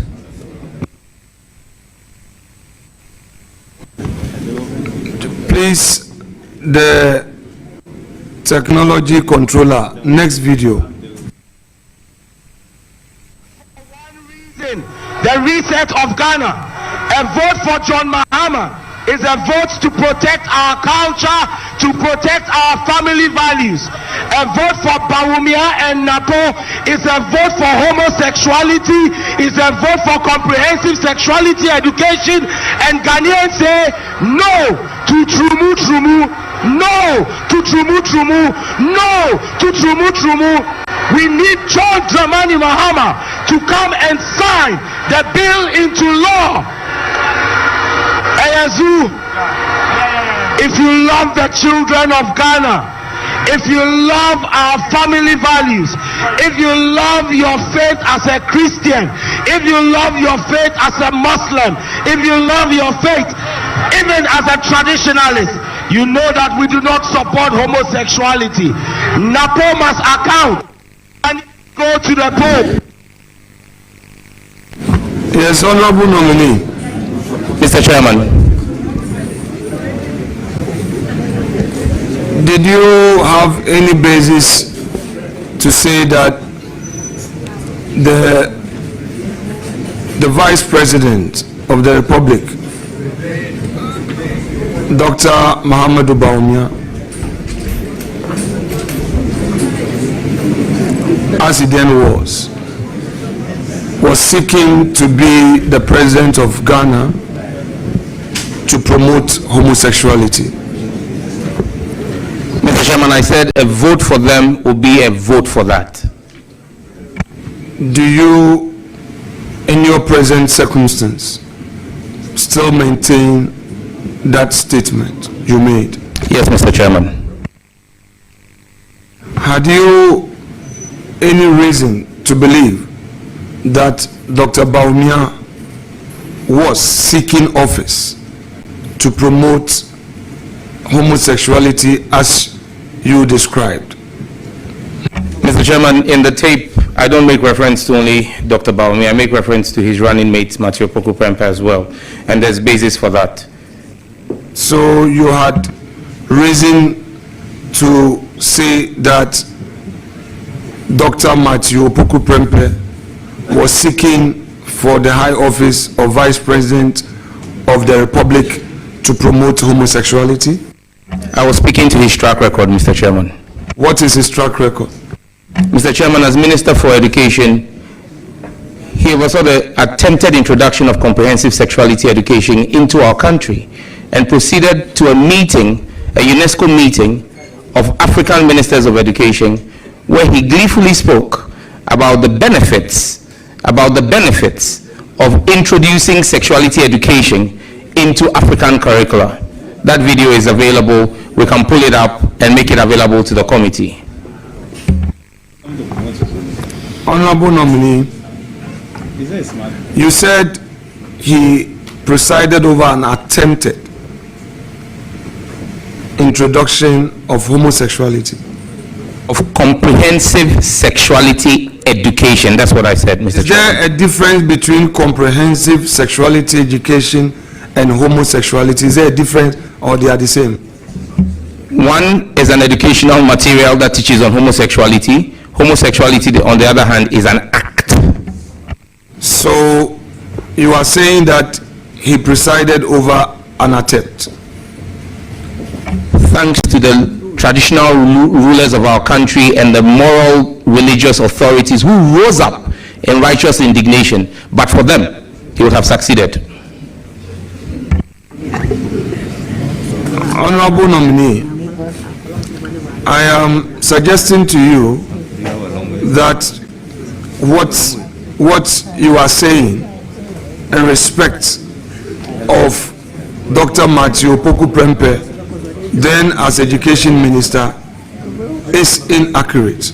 I'm suggesting that to you. The facts available to me prove the other.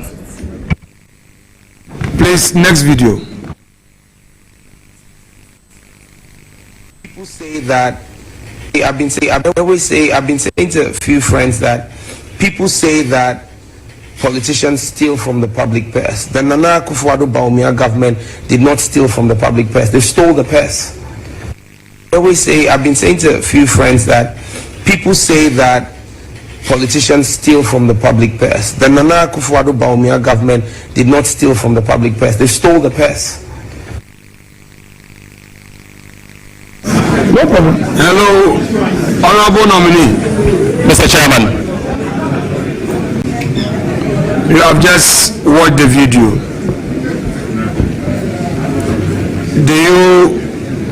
Would you want to explain what you mean by Nana Akufo-Addo did not steal from the public purse, but they actually stole the purse? Would you explain what you meant by that? And after that, let the public know whether you still stand by that statement or you seek to retract. Mr. Chairman, before I answer, may I seek leave of you to know how many minutes I have to answer this question? Because I have a litany of over 700 corruption scandals under President Akufo-Addo that I would list systematically and explain each one to show Ghanaians how President Akufo-Addo and his government stole the public purse.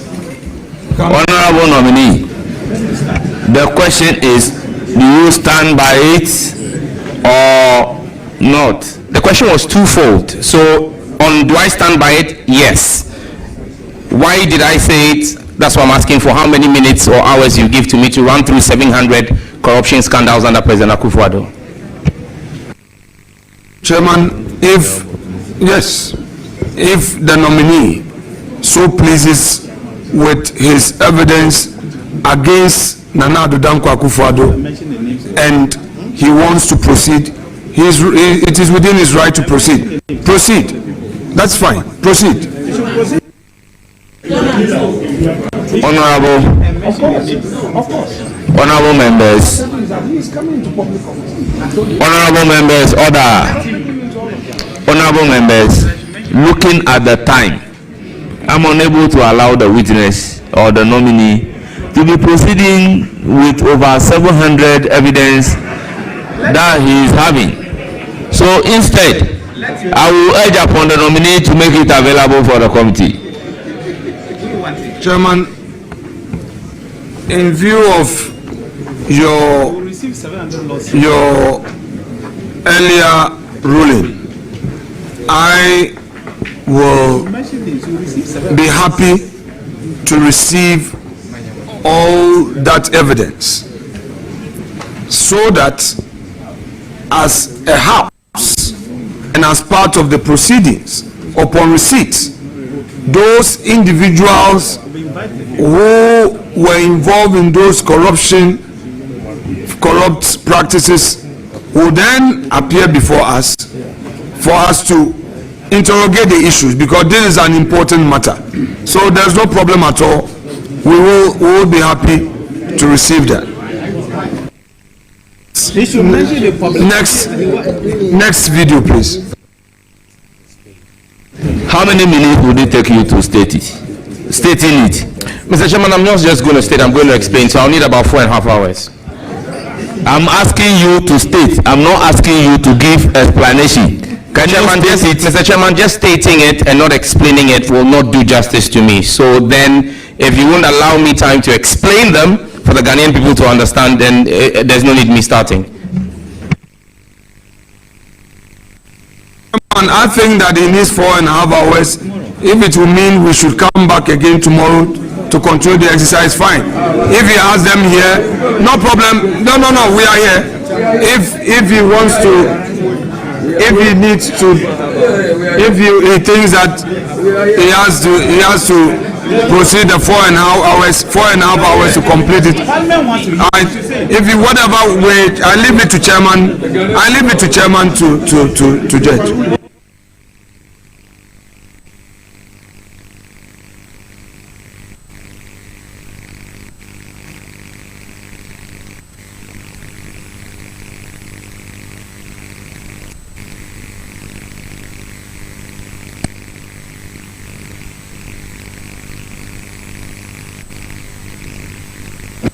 Please, let's make progress.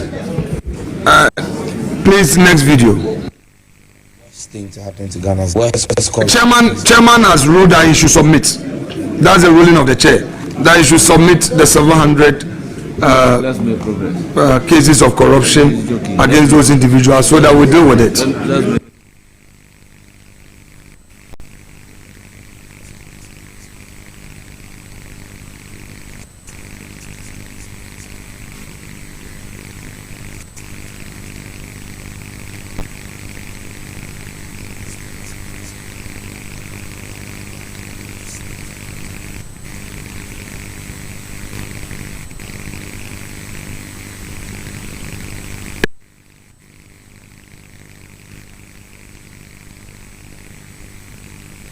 But, honourable members, Ranking, we've been here for close to 3 hours on your questions alone. Do you have any more further questions?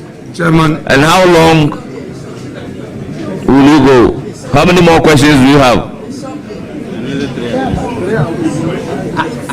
Chairman, We have the video series. Please, let's do the third one. Chairman, honorable leader, you promised the committee that though you have unlimited questions to ask, you will be very fair and reasonable. But today, you've asked a question for close to 3 hours. Okay, Chairman, thank you very much. Chairman, we started the day with Honorable Dr. Rashid Purple. I waived my right to ask him any question. I didn't ask any question. We took a second nominee, Honorable Mutala Mohammed. I didn't ask him any question. No, but at all material time, No. Can I? there was somebody acting Chairman. for you.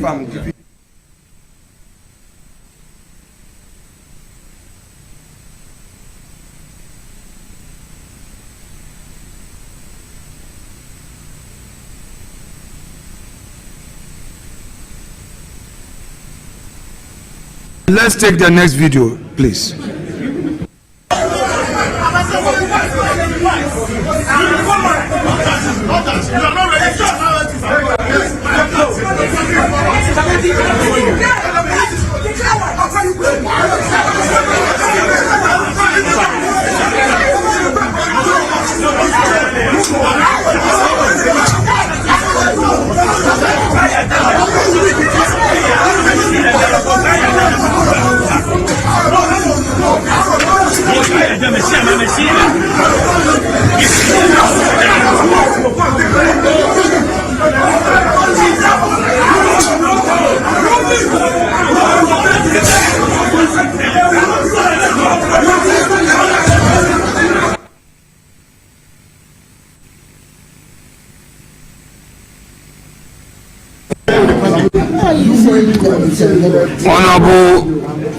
Honorable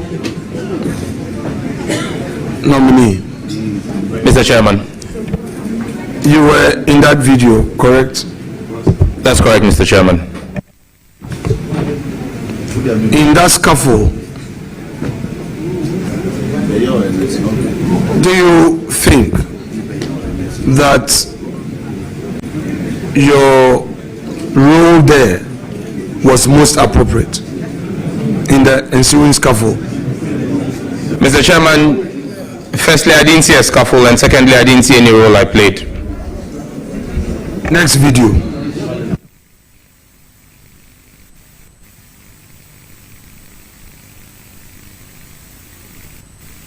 A misconception has been put out, and you know that's a misconception has been put out, and I listened to that full BBC interview.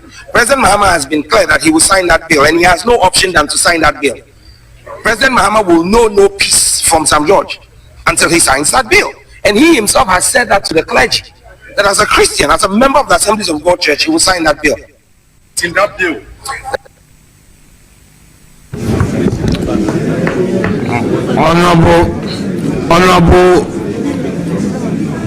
Honorable nominee,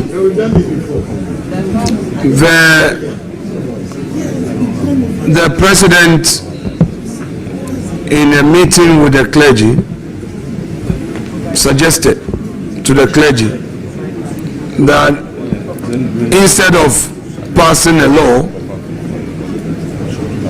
it will perhaps help if we rather introduce in our curriculum the teachings of our values in our schools for our kids to appreciate the Ghanaian value system.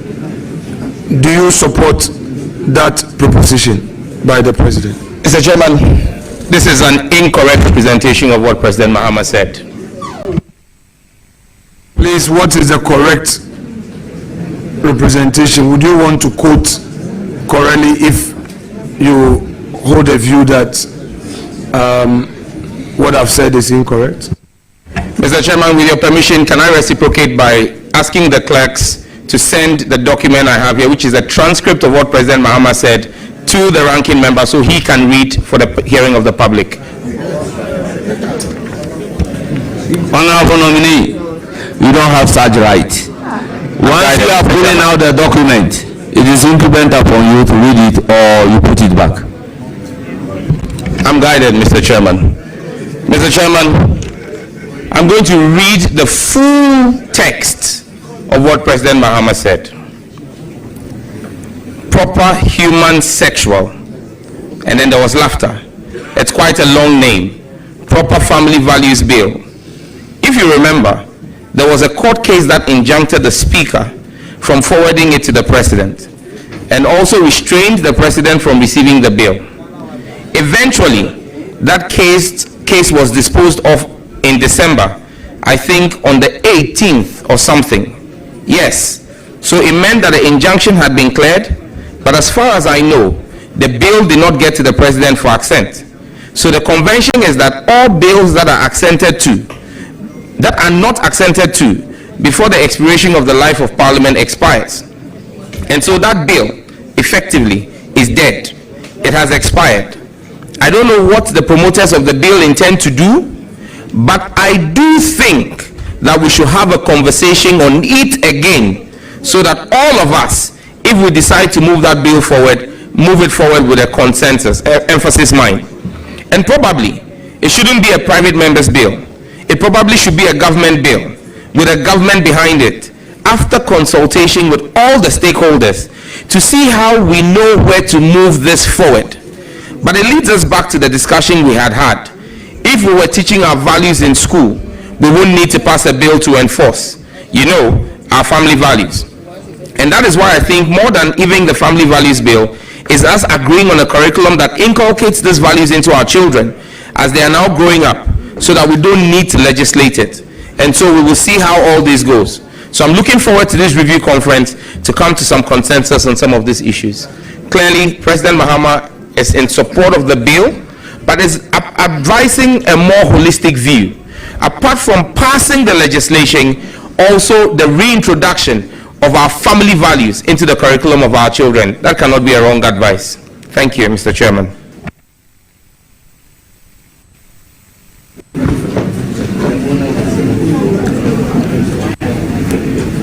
Mr. President said he does not know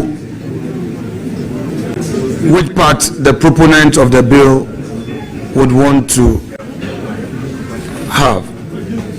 Tell us which part you, as a proponent of the bill, would want to have. Mr. Chairman, I answered this question earlier, but because he wasn't around, I will repeat again. My chiefs who authorized me and the people of Ningo Prampram who authorized me to start the sponsorship of the bill still hold the view that the bill is necessary. I will engage with His Excellency the President on the path and the way forward. Either as a private member's bill, where the Attorney General will not delay the bill but in 1 year, for 1 year in Parliament by not giving us an opinion, and then, or it will come in as a government bill that will all support and pass, like the Speaker has said, urgently. Thank you.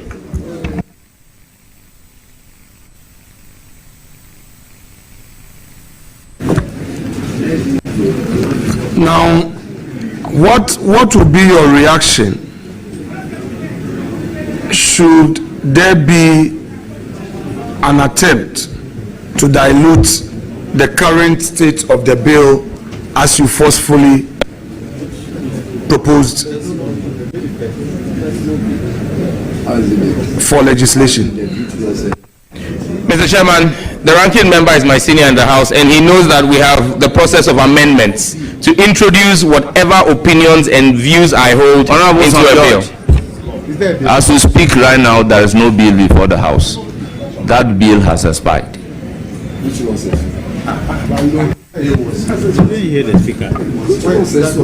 Mr. Chair, we go to the next video.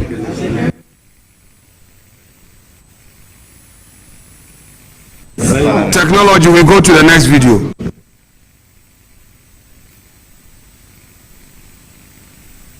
From 110 polling stations, out of 140 at the end of the election at Okankwe Central Constituency. Patrick Yabuama had 14,949. Abu Baba Abdullah Sadiq had 15,383. Mr. Chairman. Total valid votes. Mr. Chairman. Whilst Chairman, let me go off record and tell you what I have to tell you. I mean, out of deference to you.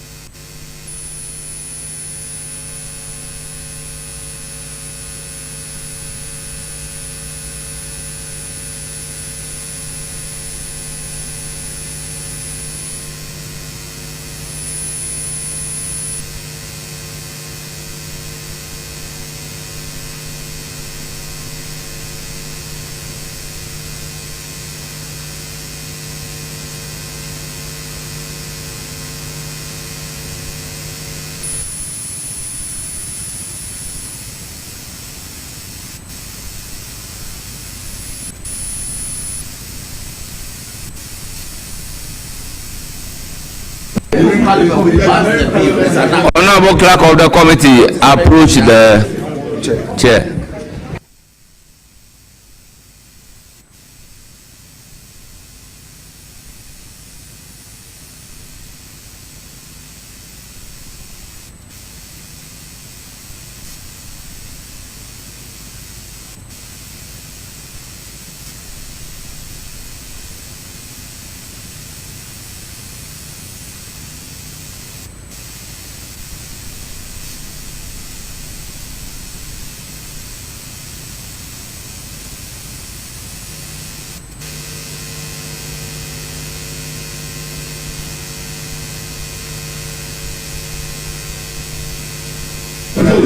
All members, let's make progress. All right, Chairman, thank you. Honorable nominee, we are having some technical challenge. Whilst that is being resolved, we would ask some other questions so that when the technical challenge is resolved, we can come back to it. So just well noted, Mr. Chairman. Bear with us. Well noted. All right. So let's go to your sector, the independence of your regulators. You may be well aware that global best practices has created an environment where regulators have become increasingly independent. In your view, do you think that the NCA should strive for a full independence, or would you support a policy that would lead to a full autonomy of NCA? Mr. Chairman, the act that sets up the NCA is about 17 years old.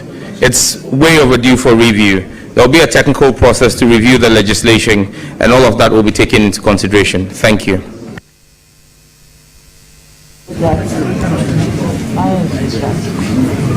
Now, on the issue of quality of service and spectrum access,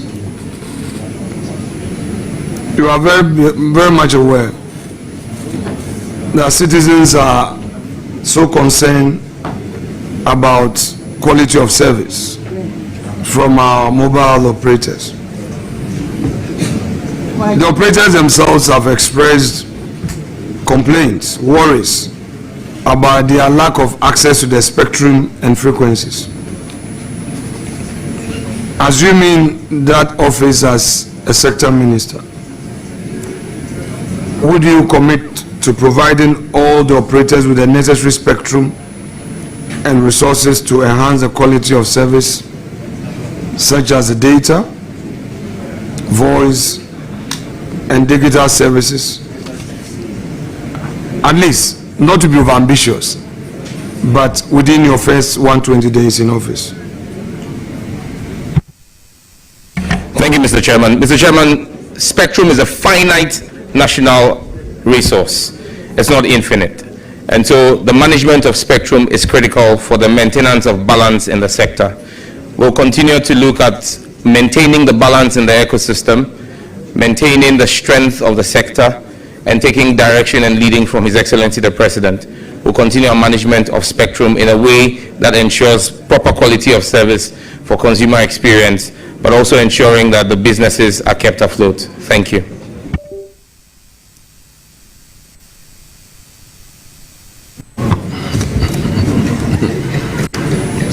So, some analysts project that Starlink, when fully deployed, will include a cell phone service which makes the world one local area, and it's expected that the existing telcos will suffer massive reduction in their value. Sector Minister, what are your plans regarding Starlink, noting that it is not a local company which can be controlled? Mr. Chairman, my first obligation, if approved by this House and assume the office of Minister, will be to the businesses domiciled here in Ghana that create Ghanaian jobs. That is where my bias will be to. And so any external business that fails to have presence that can be held to account by the regulator and that creates absolutely no jobs in Ghana will not get the benefit of that office at the expense of our local businesses domiciled here. And so the industry can rest assured. Policy will protect investment. Policy will protect Ghanaian jobs. I thank you.